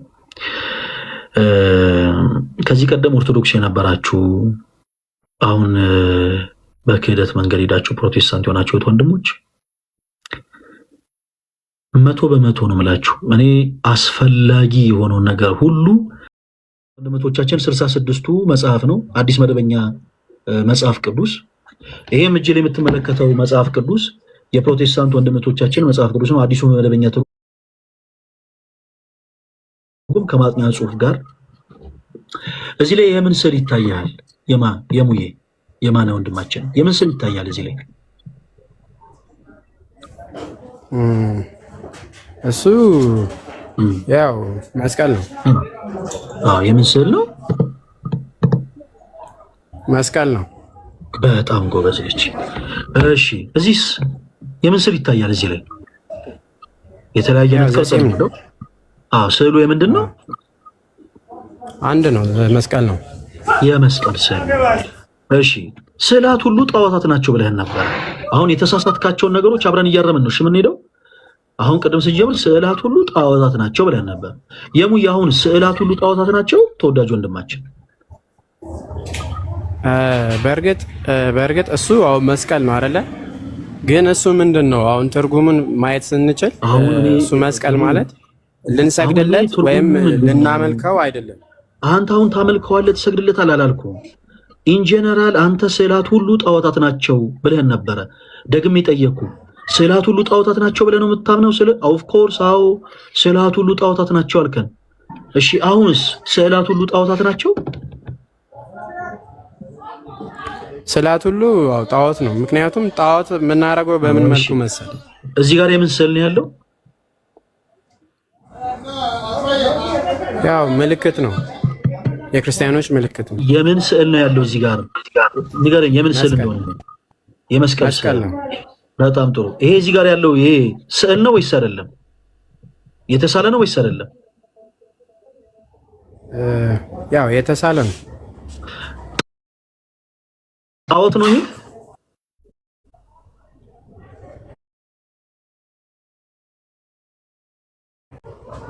ጣዖት ነው ስለ ምን ማለት ይሄ ልክ አለ አይደል? አሁን ስለዚህ ነው የጠየቀው የማነ ስለዚህ ነው የጠየቀው። ይሄ ጣዖት ነው ወይ? ጣዖት አይደለም እያልኩ አይደለም። ስለዚህ ስዕላት ሁሉ ጣዖታት ናቸው ወይንስ አይደሉም? ማለቴን ፈለገ ስራ ስልክ እየገባብኝ ስለሆነ ጌታ ሆይ አንደኛ በቅንነት አይደለም ትንሽ ሁለት መንፈስ አታርገው የማን እኔም ትናንትና አንድ መንፈቅና ውስጥ የገባው ሰው ነበርኩኝ። ረጅም ዓመት ነው በፕሮቴስት ስታነብና እዚህ ጋር መተህ ነገሮችን ለመነጋገር ስትሞክር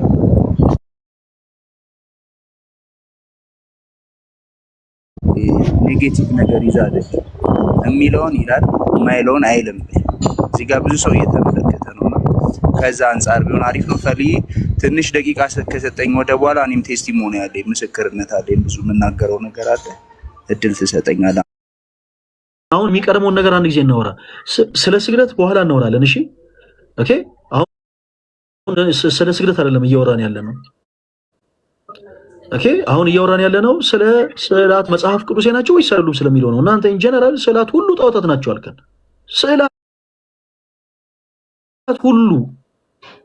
ስዕላት ሁሉ ጣዖታት ናቸው ስትለን በቃ እዚህ ጋር የተሳሳትከው ነገር ስላለ እኛ ብንነግርህ ወዲያው ላትቀበለው ስለምችል ቆይ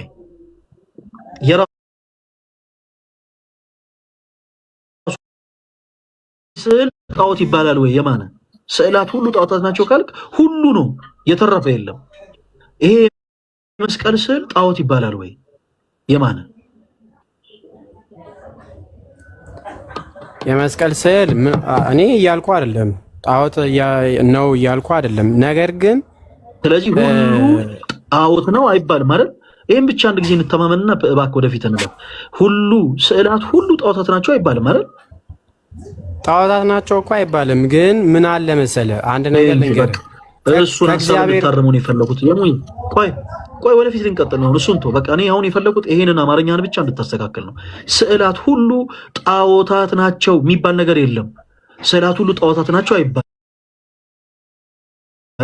እሱን ብቻ ነው እንድታስተካክል የፈለኩት። ኦኬ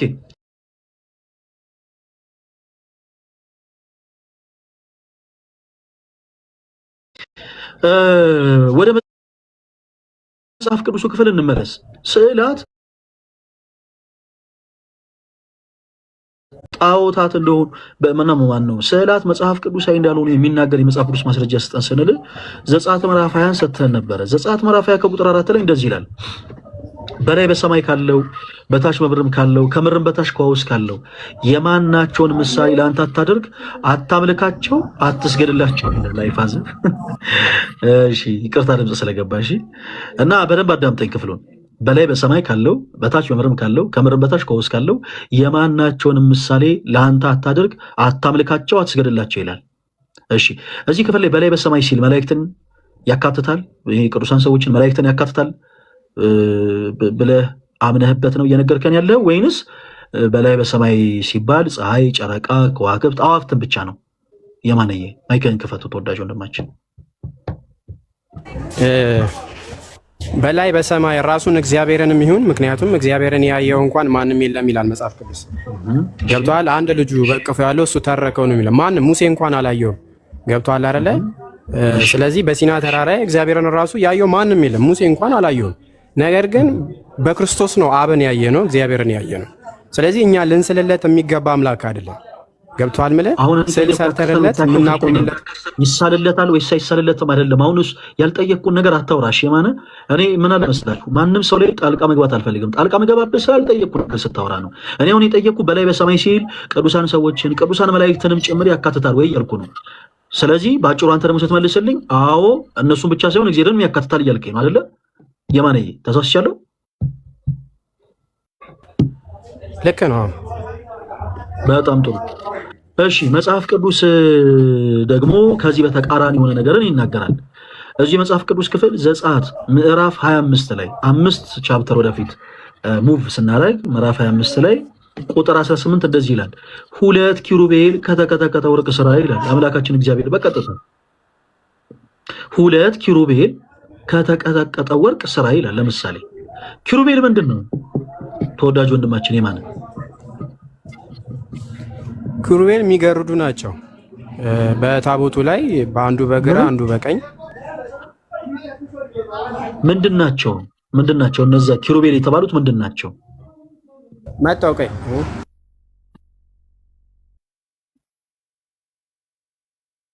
ኪሩቤል መላእክቶች ናቸው። ድምጽህ በደንብ እየተሰማኝ አይደለም። ኪሩቤል መላእክቶች ናቸው። ኦኬ በላይ በሰማይ ሲል ዘጸአት ምዕራፍ 20 ላይ መላእክቶችንም ያካትታል ብለህ ነበር። እግዚአብሔር አምላክ አትዘሙት ካለ በኋላ ዘሙት አይልም። አትስረቅ ካለ በኋላ ስረቅ አይልም። አትግደል ካለም በኋላ ግደል ብሎ ያዝም። ሶ በላይ በሰማይ ሲል ኦኬ በማናቸው ምሳሌ እየቀረስክ አታምልካቸው፣ አትስገድላቸው እያለ አምላካችን እግዚአብሔር ሲናገር ክፍሉ የሚናገረው ስለ ጣዖታት ነው። ባጭሩ ተወዳጅ ወንድማችን ነው። ወደ ዋናው ፖይንት ላምጣ ጊዜ ከመንፈጭ ዘጸአት ምዕራፍ 20 ስለ ስላት የሚናገር አይደለም። እሺ ክፍሉ የሚናገረው ስለ ጣዖታት ነው።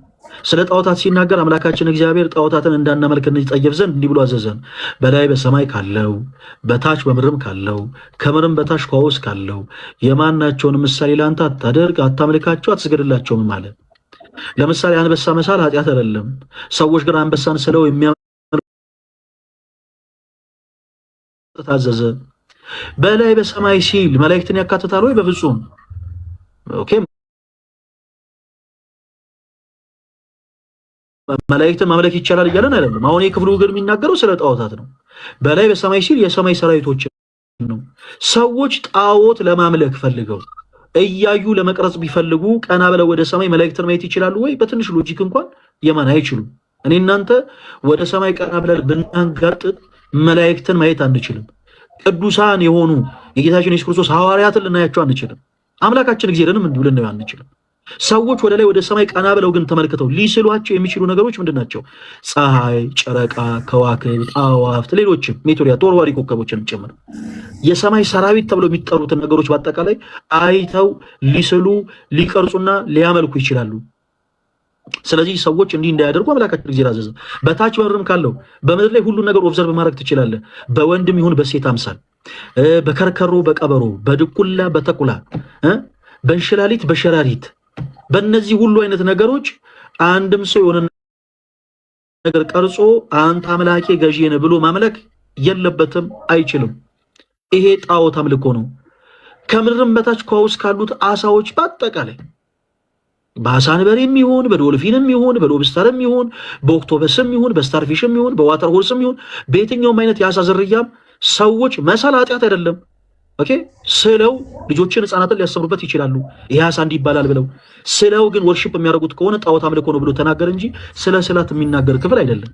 መጽሐፍ ቅዱስ ግን በቀጥታ አምላካችን እግዚአብሔር ለምሳሌ ኪሩቤል ምንድናቸው ስለ ቅድም ምንድናቸው ብለኛል? መላእክት ናቸው ብለኛል። የመላእክት ስዕላት እንዲቀረጽ አዟል። ለምሳሌ አምላካችን እግዚአብሔር የመላእክት በቀጥታ ዘጸአት ምዕራፍ 25 ቁጥር 18 ምን ይላል አልኩ? 2 ኪሩቤል ከተቀጠቀጠ ወርቅ ስራ ይላል። ሌላ አንድ ጥቅስ ልድገምልህ ተወዳጅ ወንድማችን የማነ አንደኛ ነገሥት ምዕራፍ 6 ከቁጥር 27 እስከ 29 ድረስ በጣም የሚደንቅ ቃል እዛ ላይ ደግሞ ይናገራል። ቁጥር 29 ስትመለከት በቤቱ ግን ሁሉ ዙሪያ ለአምልኮተ እግዚአብሔር በተሰራው በዛ መቅደስ በቤቱ ግን ሁሉ ዙሪያ በውስጥና በውጭ የኪሩቤል መላእክት ስዕላት እንደተሰሩ መጽሐፍ ቅዱስ ይናገራል። ቁጥር 27ን ከፍ ብለህ ስታነብ የኪሩቤል መላእክቶች እጅግ በጣም ግዙፍ ተደርገው እንደተሰሩ ይናገራል። የአንዱ ኪሩብ ክንፍ አንደኛውን ግንብ ይነካ ነበር፣ የሁለተኛውም ኪሩብ ክንፍ ደግሞ ሁለተኛውን ግንብ ይነካ ነበር ይላል። ስዕላቶች ናቸው የተሰሩት። ስዕላቶች መጽሐፍ ቅዱሳዊ ናቸው ወይንስ አይደሉም? ስለ ይሄ ሁሉ ጥቅስ አንተ አልተመለከትከው፣ እንዲሁ በደፈናው ግን አይደሉም ማለት ነው። እሺ ካልሆኑ ጥቅስ ስጠኝ ስለ ጣዖታት የሚናገር ጥቅስ ነው እየሰጠኝ ያለው ነው። ስለዚህ አሁን ወደፊት ሙቭ እናደርግ። አንተ በዛው አቋም እየቀጠልክ ከሆነ ስዕላትን የሚመለከቱ ጥቅሶች ትሰጠኛለህ። ከዚህ በኋላ ለጣዖት የተነገሩ ጥቅሶች እንዳትነገረኝ። ምክንያቱም እኛ ጣዖትን ማምለክ ይቻላል ወይስ አይቻልም አይደለም ብለን ያወራ ነው። ስዕላት ጣዖታት እንዳልሆኑ ኬታ አምጥተን ሳል ነው። ለምሳሌ ክርስቶስ የተሰቀለ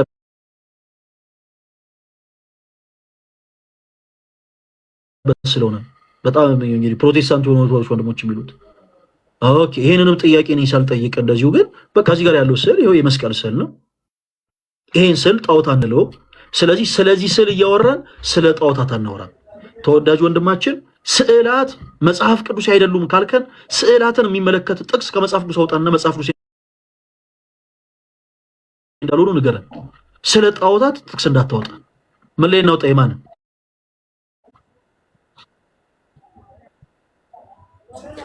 እሺ ይፈለገ ከአንዴ ከይቅርታ ጋር እና ጣዖት ሲባል ምን ማለት ነው በአንተ ሐሳብ? አይ የኔን ሐሳብ አይደለም የምነግርህ፣ የመጽሐፍ ቅዱስን ሐሳብ እነግርሃለሁ። ዘጸአት ምዕራፍ 20 ቁጥር 4 ላይ በቂ ነው። ጣዖት ምን ማለት እንደሆነ በደንብ በግልጽ ይናገራል። ጣዖት ማለት ግዑዝ የሆነ ነገር ነው፣ ወርሺፕ የሚደረግ አምላክ እግዚአብሔር ሆኖ ሳለ የእግዚአብሔርን ቦታ ሰዎች ተክተው አንተ አምላካችን ገዢያችን ብለው ወርሺፕ የሚያደርጉት ነገር በአጠቃላይ ጣዖት ነው። ሰው ከርከሮን ቢስለው ይሄ ተሰጥኦ ሊባል ይችላል፣ ይሄ ጥበብ ሊባል ይችላል። ከርከሮን ስሮ ግን አንተ የሰማይና የምድርን ፈጣሪ ነህ፣ ኦኬ አንተ ነህ አዳምና ሔዋንን የፈጠርካቸው ብሎ ግን ወርሺፕ ማድረግን ጣዖት አምልኮ ነው። ይሄን የእግዚአብሔርን ቦታ ለሌላ ነገር መስጠት በአጠቃላይ በቃ ባጭሩ ጣዖት አምልኮ ነው። ስለዚህ ነው ደግሞ የጠየቁ ስለ ስዕላት ነው። ስዕላት ሁሉ ጣዖታት ናቸው ወይ አይደሉም ብለን ተስማምተናል። እንዳልሆኑ ይሄው ያንተን መጽሐፍ ቅዱስ አውጥቻ ሳይቻለሁ። ስለዚህ ከዚህ በኋላ ጥቅስ ስሰጠኝ ስለ ጣዖት የሚናገር እንዳሰጠኝ። ምክንያቱም የትኛውም ክርስቲያን ጣዖትን ማምለክ ይቻላል ብሎ ማንንም ሰው ሊከራከር አይችልም። እኛ ክርስቲያኖች ክርስቲያን የሆነው በክርስቶስ ነው ወዳጅ። ስለ ጣዖታት ልናንቆለጳጵስና ጣዖታትን ልናሞገስግስ አይደለም ክርስቲያን የሆነው። ስለዚህ ጣዖታትን ያማከለ ውይይት አናደርግም። ጣዖታትን አብዝተን ነው የምንጸየፈው። ስለ ጣዖታት እንዳታወራን። ስለ ስዕላት ግን አውራን። በቤተክርስቲያናችን ስዕላቶችን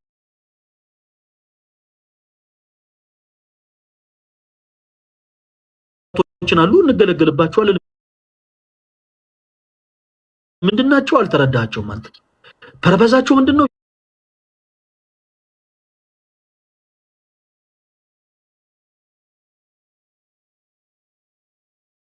የዋሃብ ነው አይዲያ ግን እንዲሁ የሆነ ሰው ነግሮሃል። በቃ የሆነ ሰው እንዲህ ነው ይሄ እንዲህ ነው ስላለ የሆነ የሰማው ነገር አለ፣ ያየው ነገር አለ። የሰማውና ያየው ነገር ተቀላቅሎብህ አይ ስዕላቶች መጽሐፍ ቅዱስ አይደሉም ብለህናል። በቃ እሺ እንቀጥል። ስዕላቶችን ያማከለ ጥቅስ አምጣልን። ስለ ጣዖታት አይደለም የምናወራው፣ ስለ ስዕላት ነው። ምን ላይ እናወጣ? ስዕላት መጽሐፍ ቅዱስ እንዳሉ ነው የሚናገር ጥቅስ።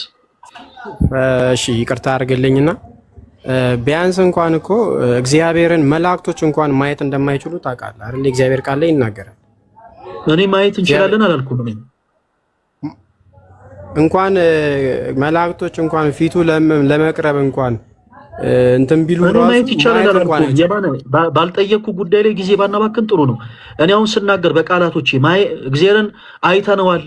ኦርቶዶክስ ቤተክርስቲያን ውስጥ ሰዎች እግዚአብሔርን አይተው ነው የሳሉት። መላእክቶችን እያዩ አንድ ጊዜ ተቆይ ትንሽ ክንፋችሁን ዘርጉት አንዴ እያሉ አንዴ ትንሽ ደግሞ ወደ ቀኝ እስቲ ትንሽ ወደ ግራ እያሉ ስለዋል ብዬ አላወራውክም። የጠየቅኩ ጥያቄ ስዕላት መጽሐፍ ቅዱስ እንዳልሆነ የሚናገር አንድ ጥቅስ አምጣልኝ ነው። አሉባልታውን ተውና አሁን ምን ላይ እናውጣ? ያው እግዚአብሔር መንፈስ ነው በሚል ለሳምራዊ ሴት ጌታችን መድኃኒታችን ኢየሱስ ክርስቶስ አይደለም ብዬ አልጠየቅኩም። እግዚአብሔር መንፈስ አይደለም መንፈስ ነው ቢል አምጣ ብል እግዚአብሔር መንፈስ ነው ይላል መጽሐፍ ቅዱስ። በቂ መልስ ነው። እኔ አሁን የጠየቅኩ ስዕላት መጽሐፍ ቅዱስ እንዳልሆኑ የሚናገር አንድ የመጽሐፍ ቅዱስ ማስረጃ ስጠን። ካላወቅ ካላቅም በለን እና ወደፊት ሙቭ እናድርግ።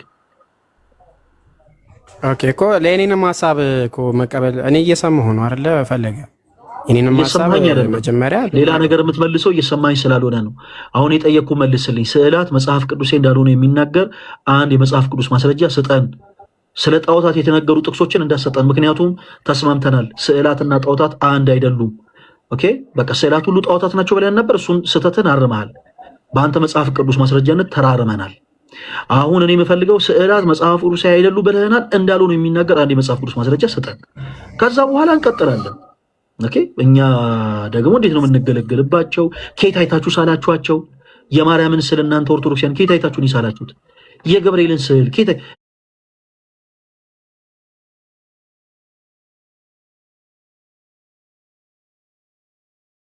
እንደው ተውት፣ ሌላውን የሥላሴን ስዕል ከየት አምጥታችሁን የሳላችሁት? አለው እኔ መልስልሃለሁ ወዳጅ፣ ምንም እንዳታስብ። ማስረጃ ስጠና። እሺ ያው ዘጸአት ላይ ነው፣ ግልጽ እኮ ነው እሱ። ዘጸአት ምዕራፍ ላይ ስለ ጣዖታት ነው የሚናገረው። እኔ የጠየቅኩ ስለ ስዕላት ነው። ያው ነው እኮ ለምሳሌ ቅድም ብለኸኛል ስዕልና ጣዖት አንድ አይነት ነው። አዎ ግልጽ እኮ ነው። አንድ ነገር ከእግዚአብሔር ውጪ ለስዕል አድኖ ማለት ያድነኛል ብላችሁ ስለምታስቡ ያድነኛል፣ ይሰማኛል፣ ስዕል አድኖ አሁን አይሰማም አይናገርም። ለምንድን ነው ወደ ሌላ ሐሳብ የምትሄደው ወዳጅ? ለምንድን ነው ወደ ሌላ? ኦፍ ኮርስ የጸጋ ስግደት ለስዕሉ ባለቤት እኛ ክርስቲያኖች እናቀርባለን። ምን ማለት ነው እሱ? እመልስልሃለሁ፣ ወደ ስግደት እንመጣለን። ከሁሉ በፊት ግን በመጀመሪያ ናቸው ወይንስ አይደለም የሚለውን ነገር አንድ ጊዜ እንተማመን። ስዕላት መጽሐፍ ቅዱስ አይደሉም ብለህናል። ስለ ጣዖታት አይደለም መናገር ያለብህ። ጥቅሱን ለጊዜው ካልተዘጋጀ አልተዘጋጀውም ብለን ብዙ አታልፋን። የማን በቃ ለጊዜው ማቀው ጥቅስ የለም ብለን እና ወደፊት ሙቭ እናደርግ። አንዳንድ ነገሮችን እኛ ደግሞ እየመለስንልህ እንሂድ። ካልሆነ ግን መልስልህ።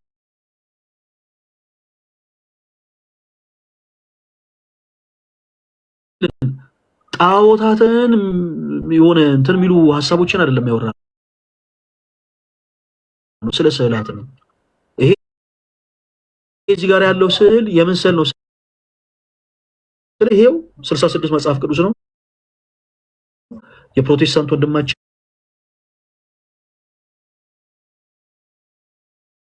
ይሄው እዚህ ጋርም ያለው 66 መጽሐፍ ቅዱስ ነው። አዲስ መደበኛ ትርጉም ነው ይሄ። ይሄም ደግሞ አዲስ መደበኛ ትርጉም ከማጥኛ ጽሑፍ ጋር ነው። ሁለቱም እዚህ ጋር የምታዩት ስዕላቶች አሉ፣ ላያቸው የተለያየ ቅርጽ ያላቸው ይሄው ስዕላቶች አሉ። እነዚህ ስዕላቶች ጣዖታት ናቸው ወይ ስንለው አይደሉም ብሎናል። ለኦርቶዶክስ ቤተክርስቲያን ሲሆን ነው፣ ለፕሮቴስታንት ሲሆን አይደለም የሚባል ነገር የለም ወዳጅ እኮ ፈለገ። ይሄው ኢንጂነራል ጠየቅን። ስዕላቶች ሁሉ አታዳምጠኝ። አሁንም ጣልቃ እየገባ ነው። መልስልኝ ጥያቄ ያንተን ሐሳብ ጥያቄ መልስልኝ። በቃ እኔ ሐሳቤን አልጨረስም። አዎ ልክ ነው። ግን መልስልኝ።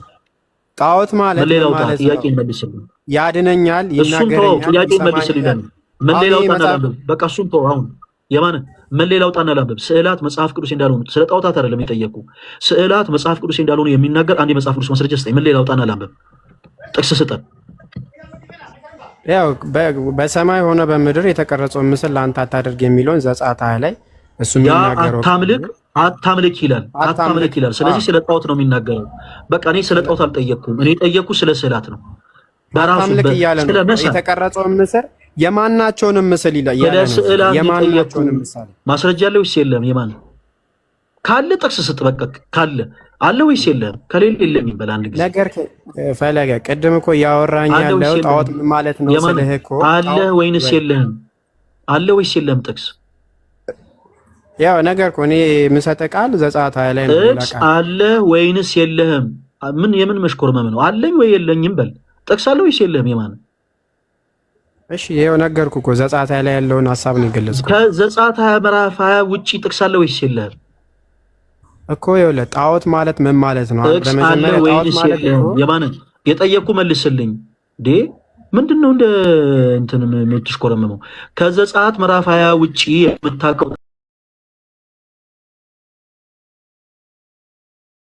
ምን ማለት ነው?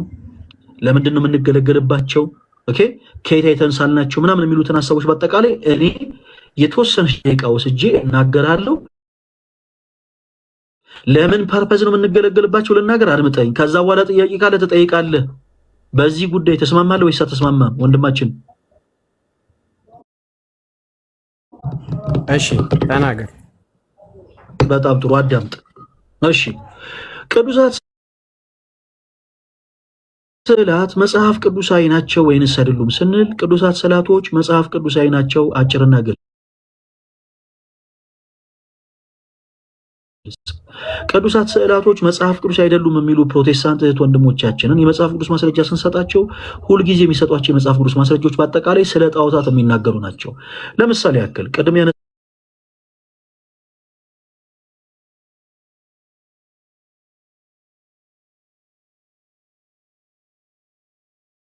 ያነሳነው ዘጸአት ይለያያሉ። ቅድም እንዳነሳ ነው በመጽሐፍ ቅዱስ ለምሳሌ እዚህ ጋር ስዕል አለ። ይሄ ስዕል ጣዖት አይደለም። ጣዖታትና ስዕላት ልዩነታቸው ምን ላይ ነው ስንል ፐርፐዛቸው ላይ ነው። ጣዖታት የሚሳሉትና የሚቀረጹት ወርሺፕ ለመደረግ ነው፣ ለመመለክ ነው። ሰማይና ምድርን የፈጠራችሁት እናንተ ናችሁ ተብለው ለመመለክ ነው ጣዖታት የሚቀረጹት። የእግዚአብሔርን ቦታ የሚተኩ ሆኖ ነው የሚቀረጹት። ስለዚህ ጣዖታት አገልግሎታቸው ያ ነው። ሰው አምላካችን እግዚአብሔር ጣዖታትን እንድንጸየፍ በዚህ መጽሐፍ ቅዱስ ክፍል ላይ ያዞናል። ስዕላት መጽሐፍ ቅዱስ ናቸው ወይ ስንል አዎ ናቸው። ጋይስ በዚህ ምንም ግራ እንዳትጋቡ እሺ። ስዕላት መጽሐፍ ቅዱስ ናቸው። አሁን ወንድማችን የመጣው ከመሰረተ ክርስቶስ ቤተ እምነት ነው። እዛው ኢቫንጀሊካል ተብሎ ከሚጠሩ ለምሳሌ መካነ ኢየሱስ ቸርች ውስጥ ቅዱሳት ስዕላቶች አሉ። ያው እነሱ ቅዱሳት አይሏቸው ስዕላቶች ይጠቀማሉ። በመካነ ኢየሱስ ቸርቾች ውስጥ ስዕላቶች አሉ። ፕሮቴስታንት የሆኑ እህት ወንድሞቻችን ግን ስዕላት መጽሐፍ ቅዱስ አይደሉም ብለው የሚከራከሩት ከኦርቶዶክስ አማኞች ጋር ነው። ያው እንዲህ አይነት ነገሮችን ቆይተውና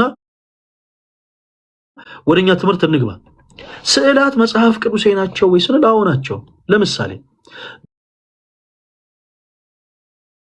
በዚህ በዘጸአት ምዕራፍ 25 ከቁጥር 18 ላይ አምላካችን እግዚአብሔር በቀጥታ 2 ኪሩቤል ከተቀጠቀጠ ወርቅ ስራ ብሎ እንዳዘዘ እንመለከታለን። ስለዚህ በዚህ እንኳን የመጽሐፍ ቅዱስ ክፍል መነሻነት ስዕላትና ጣዖታት የተለያዩ ነገሮች እንደሆኑ ማወቅ መረዳት እንችላለን። ጣዖታት ማለት ፐርፐዛቸው እግዚአብሔርን ተክተው ሊመለኩ ወርሺፕ ሊደረጉ የሚሰሩ ግዑዛን የሆኑ ነገሮች ናቸው። ኦኬ ስዕላትስ አገልግሎታቸው ምንድነው ስንል በኋላ ላይ እንመጣበታለን፣ እናየዋለን። በመጀመሪያ ግን ናቸው ወይንስ አይደሉም? መጽሐፍ ቅዱስ ናቸው ወይንስ አይደሉም? ናቸው። እግዚአብሔር አምላካችንም አዞ መጽሐፍ ቅዱስ የማይሆን ነገር የለም።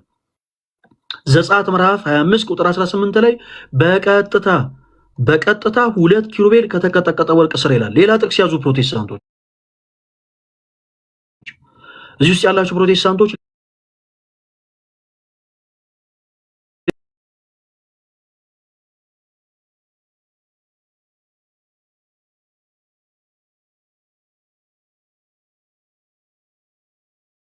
ግዙፍ ተደርገው እንደተሳሉ ይናገራል። ስዕላቶቻቸው እጅግ በጣም ግዙፍ ተደርገው የአንዱ ኪሩብ ክንፍ ይላል ቁጥር 27 አንደኛውን ግንብ ይነካ ነበር፣ የሁለተኛውም ኪሩብ ክንፍ ደግሞ ሁለተኛውን ግንብ ይነካ ነበር ይላል። ኦኬ እኛ ክርስቲያኖች ቅዱሳት ስዕላቶችን የምንገለገለው የምንስላቸው ከየት አይተን ነው? የትሪኒቲ ስዕል አለ በቤተ መቅደስ ውስጥ። ክርስቲያኖች አስባችሁ ታውቃላችሁ? የስላሴ ስዕል እኮ አለ በቤተ መቅደስ ውስጥ።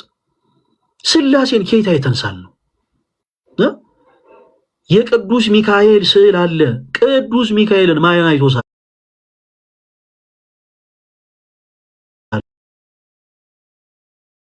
በቤተ መቅደስ አለ ስዕሉ።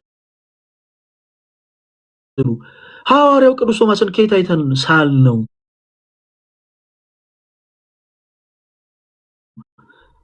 ከየትም አይተን አልሳልንም። በደንብ አዳምጡ። ለምሳሌ ዘጸአት ምዕራፍ 25 ላይ አምላካችን እግዚአብሔር 2 ኪሩቤል ከተቀጠቀጠ ወርቅ እንዲሰራ ሲያዝ 2 ኪሩቤል ተቀጥቅጦ የተሰራበትን ወቅትና ጊዜ ስትመለከቱ የቀረጸው ሰው ኪሩቤል መላእክት ተገልጠውለት እያያቸው ሳለ የሚል ሐሳብ የለም። አንደኛ ነገሥት ምዕራፍ 6 ቁጥር 29 ላይ በቤቱ ግንብ ሁሉ ዙሪያ በውስጥና በውጭ የኪሩቤል መላእክት ስዕላቶች ሲሳሉ የሳለው ሰው የኪሩቤል መላእክትን ተማሪዎች ነጭ ለብሰው እግዚአብሔርን በዝማሬ ሲያመሰግኑት ነበር። ለምንድን ነው ነጭ የለበስ ነው?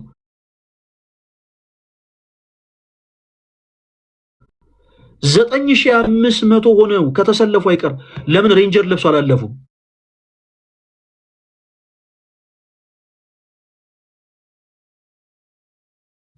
ወዳጂ ብዛትን የማሳየት ዓላማ አይደለም ያለን። አያችሁ ቤተክርስቲያን በምልክት ወንጌልን ሰብክ ትሰብካለች።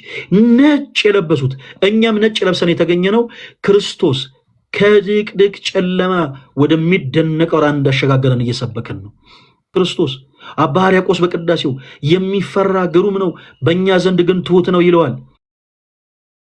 ይህ የሚፈራ ግሩም የሆነ አምላክ ኃያል የሆነ አምላክ በእኛ ዘንድ ግን ትሑት ሆኖ ከሊጦስጥራ አደባባይ እስከ ቀራንዮ ድረስ ሕማምን እንደተቀበለ ጸሐፍት ፈሪሳውያን ወዲህ ወዲያ እያረጉ እንዳንገላቱት እያሰብን እናሸበሽባለን። አያችሁ፣ በዝማሬያችን እንኳን ሳይቀር ከሕመሙ ጋር እንተባበራለን። እኛ የምንጨፍርበት ዝማሬ የለን፣ እኔክሽኔ ከምንልበት ዝማሬ የለን፣ ዳሌ የምናወዛውዝበት ዝማሬ የለን። ከዛ ደግሞ ካሸበሸብን በኋላ እናጨበጭባለን። ለምን? ክርስቶስ በጥፊ መጸፋቱን እያሰብን ቅዱሳን መላእክት በፊቱ ቆመው የሚንቀጠቀጡለት የሚርዱለት ኃያል አምላክ በእኛ እጅ በጥፊ መጸፋቱን እያሰብን ከሕመሙ ጋር እየተባበርን በዝማሬያችን እናሸበሽባለን፣ እናጨበጭባለን። ቤተ ክርስቲያናችን ባሕረ ጥበብ ነች ክርስቲያኖች። ለዛ ነው በምልክትም ጭምር ትሰብካለች የምንለው። በቤተ ክርስቲያናችን ጉልላት ላይ መስቀል በጉልላቱ አናት ላይ ይተከላል። ለምን? ትምክታችን ስለሆነ ጸብ የተገደለበት ሞት የተሸነፈበት ትምክህት ስለሆነ የክርስቶስ ኢየሱስ የማዳን ስራ የተሰራበት ስለሆነ ያንን መስቀል በጉልላት ላይ እናደርጓለን። ቤተ ክርስቲያናችን በምልክት ትሰብካለች የምንለው ለዚህ ነው። ሶስተኛ፣ በስዕላዊ ቋንቋ ወንጌል ይሰበካል። በስዕላዊ ቋንቋ ሁላችሁም አዳምጡ። ስዕላት ምንድናቸው ብለናል ቅድም? ገላጮች ናቸው። ሥላሴን ሰዎች አይተው ሳሉ የሚል ትምህርት የለንም።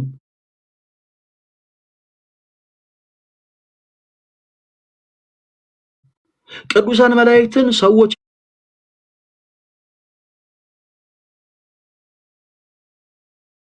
አይተው ሳሉ የሚል ትምህርት የለንም። ሐዋርያትን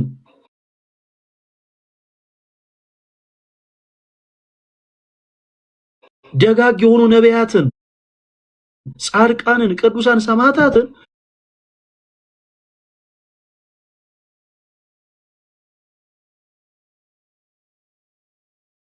ሰዎች እያዩ ሳሏቸው የሚል ትምህርት የለንም። ይልቁኑ ግን ገላጮች ናቸው። ለምሳሌ በቤተ ክርስቲያናችን ውስጥ ጌታችን ኢየሱስ ክርስቶስ ልክ በማቴዎስ ወንጌል እንደተነገረ በቤተልሔም ግርግም እንደተወለደ ገላጭ በሆነ መልኩ ቅዱስ ቤተክርስቲያናችን ስዕላት ታስቀምጣለች።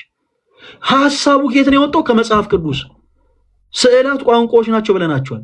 በመጽሐፍ ቅዱስ ላይ ክርስቶስ በቤተልሔም ግርግም መወለዱን መጽሐፍ ቅዱስ ያበስራል። ያንን የመጽሐፍ ቅዱስን ሐሳብ ቅዱስ ቤተክርስቲያናችን ስዕላዊ በሆነ ገላጭነት ታስቀምጣለች። ከስዕሉ ስር ገላጭ ስለሆነ ይቀመጣል።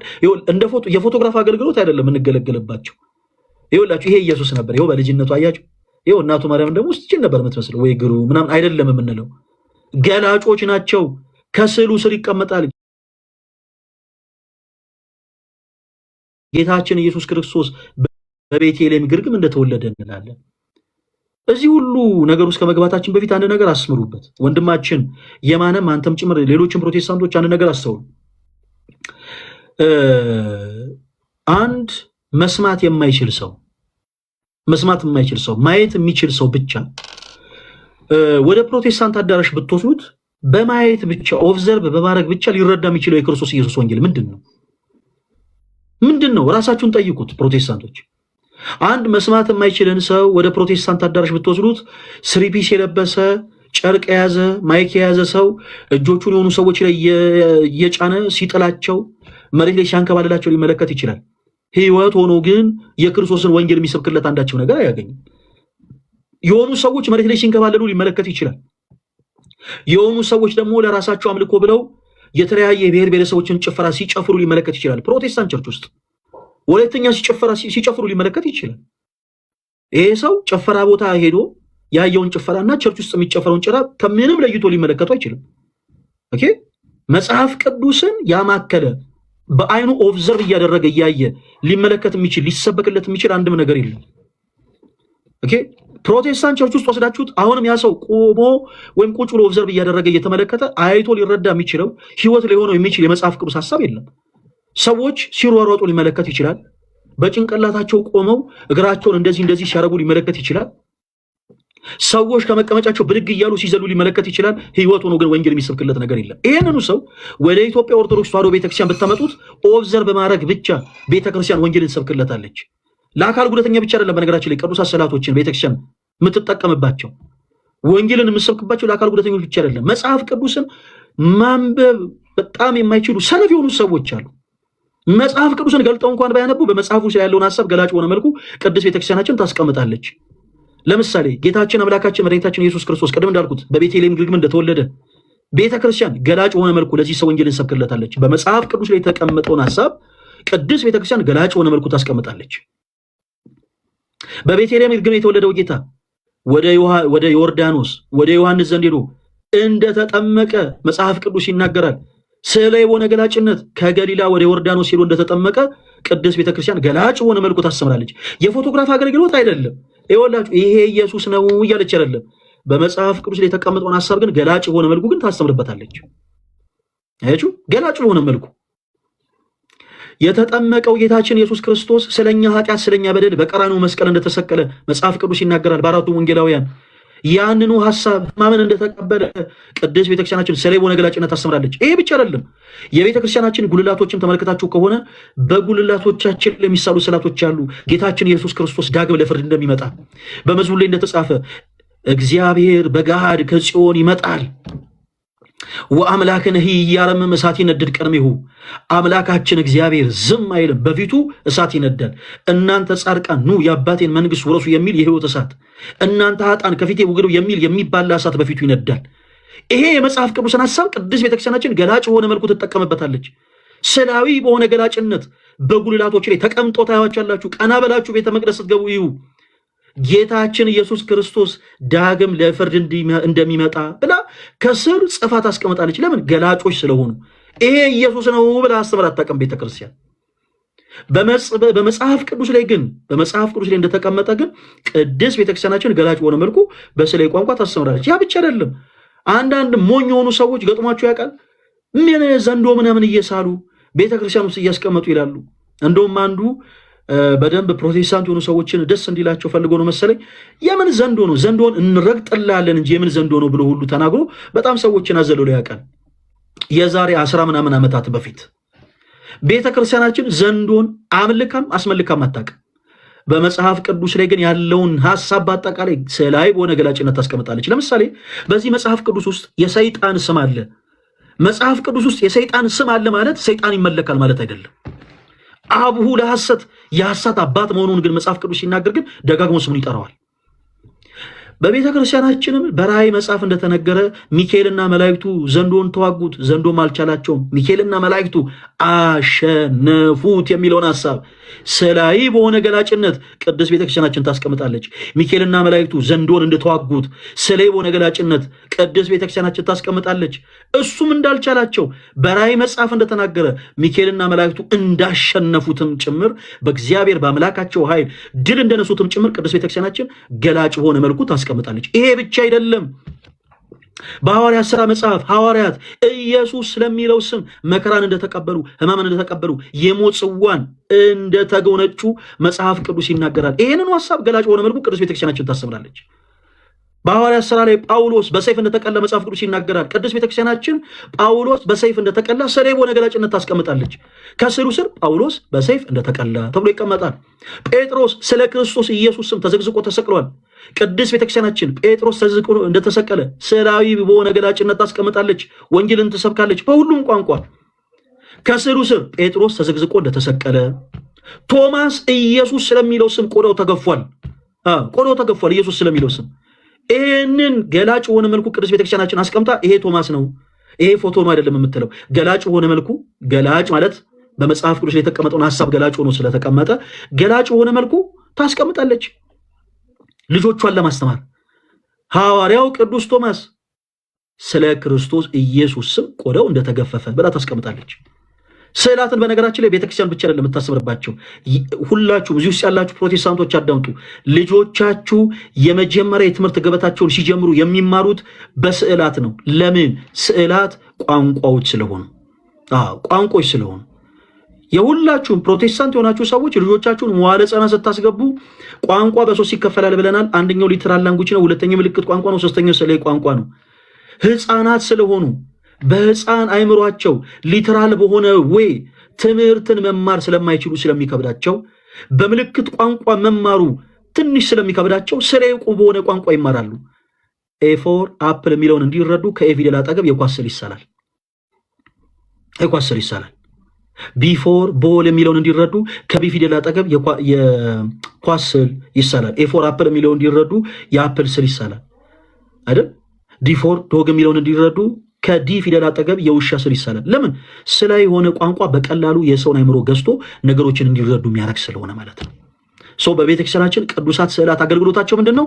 ገላጮች ናቸው። ወንጌል የሚሰበክባቸው ቋንቋዎች ናቸው። በቤተክርስቲያናችን ውስጥ ቅዱሳት ስዕላቶች ስለ አድኖ ተብሎ ይጠራሉ። ኦፍኮርስ ይጠራሉ። ስለ አድኖ ተብሎ ሲጠሩ ግን ከዘላለም ሞት ያዳኑን ስዕላቶች እያለን ነው ወይ? ነው አይደለም። ከዘላለም ሞት ያዳነን የእምነታችን ጀማሪና ፈጻሚ ከሶስቱ ቅዱስ አንዱ ቅዱስ የሆነው ሰው ሆኖ የመጣው ከእናታችን ከቅድስት ድንግል ማርያም ስጋን የነሳው ከእርሷ የተወለደው ከራሱ ጋር ከባሪ አባቱ ከባሪ ሕይወቱ ከመንፈስ ቅዱስ ጋር ያስታረቀን የአዲስ ኪዳኑ ሊቀ ካህናችን ክርስቶስ ነው። ይህንን የክርስቶስን ስራ ከየትኛውም ነገር ጋር አናወዳደረውምም አናስተካክለውም። ከዘላለም ሞት እንኳን ቅዱሳን መላእክት እንኳን ቅዱሳን ሰዎች ክርስቶስን ለመውለድ እንኳን የተገባችው ድንግል ማርያም እንኳን አላዳነችንም። ከዘላለም ሞት አድናናለች የሚል ትምህርት የለንም። ቅዱሳት ስዕላትም ከዘላለም ሞት ያድናሉ የሚባል ነገር የለም። በደንብ አድምጡ። ከደዌ ስጋ ግን ኦፍኮርስ ያድናሉ። ከደዌ ስጋ ግን ማዳናቸውን ከፕሮቴስታንት ወንድሞቻችን ጋር ቁጭ ብለን የምናወራው ነገር አይደለም ነው ባጭሩ። ለምን? ሰዎች በእምነት ነው ሊድኑ የሚችሉት ከደዌ ስጋ። ለምሳሌ የማቴዎስ ወንጌል ምዕራፍ 9 ላይ 12 ዓመት ደም ሲፈሳት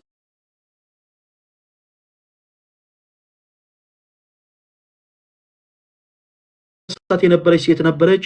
እናም የክርስቶስን የልብሱን ጫፍ ነካች። ኦኬ፣ የለበሰውን የልብሱን ጨርቁን በነካች ጊዜ በዛው ቅጽበት ከደዌ ወዳነች። ክርስቶስ ዞሮ ልጄ ሆይ አይዞሽ እምነትሽ አድኖሻል አላት። ክርስቲያኖች፣ ጨርቅ በራሱ ድዌ ሊፈውስ አይችልም። ይህቺ ሴት ግን ክርስቶስን አስባ በእምነት ጨርቁን ስለነካች ከደዌ ስጋ ድናለች።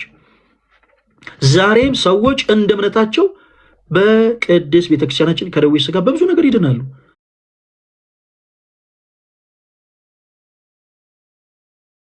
በጸበሉ፣ በእምነቱ፣ በቅዱሳት ስዕላቱ፣ በወንጌሉ ኦኬ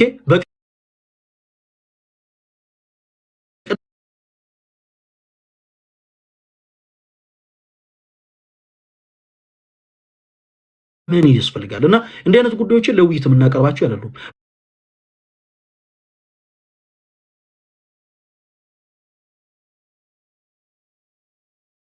ባጭሩ ስዕላቶች ምንድን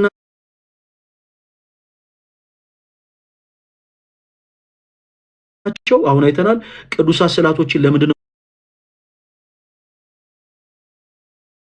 የምንገለገልባቸው? አሁን እንዳልነው ወንጌልን ለመስበክ። ለምን? ምክንያቱም ስዕላት የቤተ ክርስቲያን ልሳኖችና ቋንቋዎች ስለሆኑ ማለት ነው። ኦኬ፣ በዚህ ላይ ጥያቄ ካለ ወንድማችን የማነ ጥያቄ ማቅረብ ትችላለህ። ስልኬ ሊዘጋ ስለሆነ ቶሎ ቶሎ በል ፕሊስ።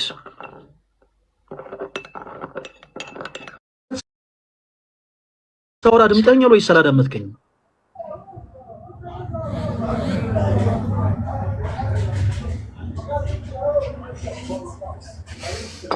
ቀለኛ ነው በጣም። አይ የቀለድኩ አይደለም፣ ብቻ ግን ታችሁራል ፕሊስ። ኤኒያው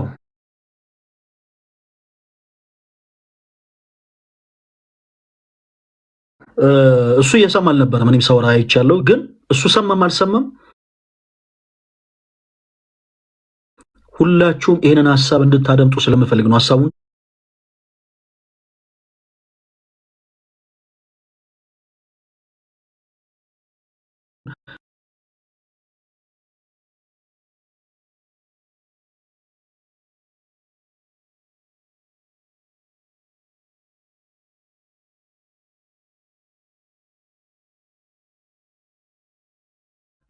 አንድ ሁለተኛ ጎንበስ ቀና እያለን ያለ ነው። እግዚአብሔር ቢረዳን ደብረ ብርሃን ላይ ለማድረግ በጣም ጥረት እያደረግን ነው የታህሳሱን ጉባኤ። ካልሆነ ግን የደብረ ብርሃኑን ወደ የካቲት አዙረን ሁለተኛ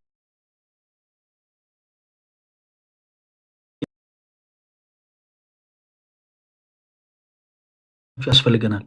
እባካችሁን እገዛችሁ ያስፈልገናል። ለዲኮር፣ ለሳውንድ ሲስተም፣ ለተለያዩ ነገሮች እዚህ ውስጥ ያላችሁ ክርስቲያን እህት ወንድሞቻችን አሁንም የእናንተ እገዛ ያስፈልገናል። ማገዝ የምትችሉ ካላችሁ በውስጥ መስመር ይሄው አካውንቴ ገብታችሁ ማገዝ እንፈልጋለን እያላችሁ መልእክታችሁን አስቀምጡልኝ። የመጀመሪያው ዙር የኦርቶዶክስ የወጣት ጉባኤ በጥቅምት 9 በደብረ ሳሌም በቦሌ መድኃኔዓለም ካቴድራል እሁድ ዕለት ተደርጎ ነበረ። ብዙዎቻችሁ አይታችኋል፣ ተመልክታችኋል። ይሄ ጉባኤ አሁንም ቀጣይነት ያለው ነው የሚሆነው። ድንቅ የሆኑ የቤተክርስቲያናችን መምህራኖችን ኢንቫይት በማድረግ የቤተክርስቲያን ዘማሪዎችንን በማካተት ጭምር እንደ እግዚአብሔር መልካም ፈቃድ የቤተክርስቲያን ትምህርቶችን እየተማርን ነው የምንቀጥለው። እሺ፣ ስለዚህ ማገዝ የምትችሉ አሁንም ሁላችሁም በውስጥ መስመር ማገዝ እንፈልጋለን እያላችሁ መልእክት አስቀምጡልኝ። ከዚህ ጎን ለጎን ለአንዲት ቤተክርስቲያን የሆነን እገዛ ደግሞ የሚፈልጉ ሰዎች እዚሁ ገስ ላይ ያሉ ራሳቸውን ያስተዋውቁና አይ ቲንክ በራማ ኪዳነ ምሕረት ዙሪያ የመጡ ሰዎች አሉ። ራሳቸውን ያስተዋውቁና በዛም ዙሪያ ደግሞ የእናንተን እገዛ ይፈልጋሉ። በዛም ደግሞ ማገዝ የምትችሉትን ነገር እንድታግዙ በልዑል እግዚአብሔር ስም ጠይቃለሁ። ማንን በልገስ ላይ የገባችሁት? በስመ አብ ወወልድ ወመንፈስ ቅዱስ አሐዱ አምላክ አሜን። ቀሲስ ሳምሶን እባላለሁኝ።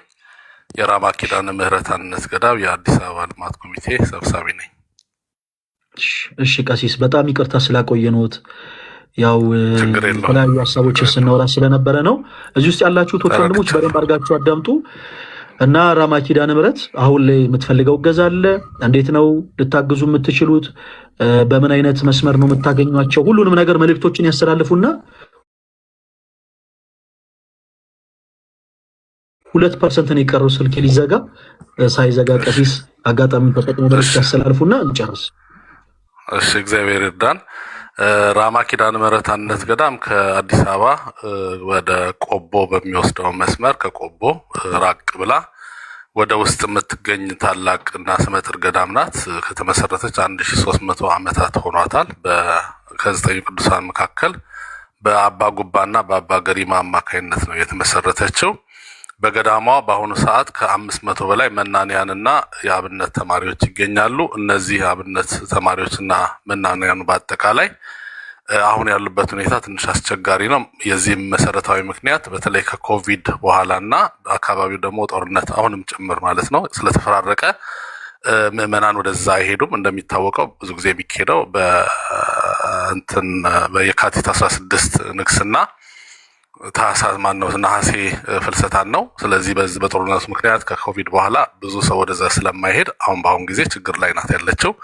ስለዚህ ችግሯን በመሰረታዊነት ለመቅረፍ እንዲያስችል በመጪው ታህሳስ 5 ቀን 2018 ዓመተ ምህረት በሚሌኒየም አዳራሽ ታላቅ መንፈሳዊ ጉባኤ ተዘጋጅቷል። ስለዚህ ይህንን ጉባኤ ሁላችሁም እዚህ መስመር ላይ ያላችሁ እንድትሳተፉ ነው የምንጠይቀው። የመግቢያ ዋጋ 200 ብር ብቻ ነው። ስለዚህ ይህንን 200 ብር የሚገዛውን የመግቢያ ትኬት የምናገኘው በሁሉም በአዲስ አበባ በሚገኙ የአሃዱ ባንክ ቅርንጫፎች ይገኛል፣ በየአጥቢያው ይገኛል። ስለዚህ ይህንን በመግዛት እንድትሳተፉ፣ በተረፈ ደግሞ ይህንን እንትኖችን ለማግኘት የመግቢያ ትኬቱን ለማግኘት የስልክ ቁጥሮች አሉ። እነዚያን ስልክ ቁጥሮች እንድትጠቀሙ ነው። ወንድማችንም እንደሚጽፍልን ተስፋ እናደርጋለን። የመጀመሪያ አበምኔቱ 0911 02 58 81፣ ሁለተኛ 0920 05 24 23፣ ሶስተኛ 0911 13 21 39፣ ሌላ መጨረሻ 0911 23 25 64።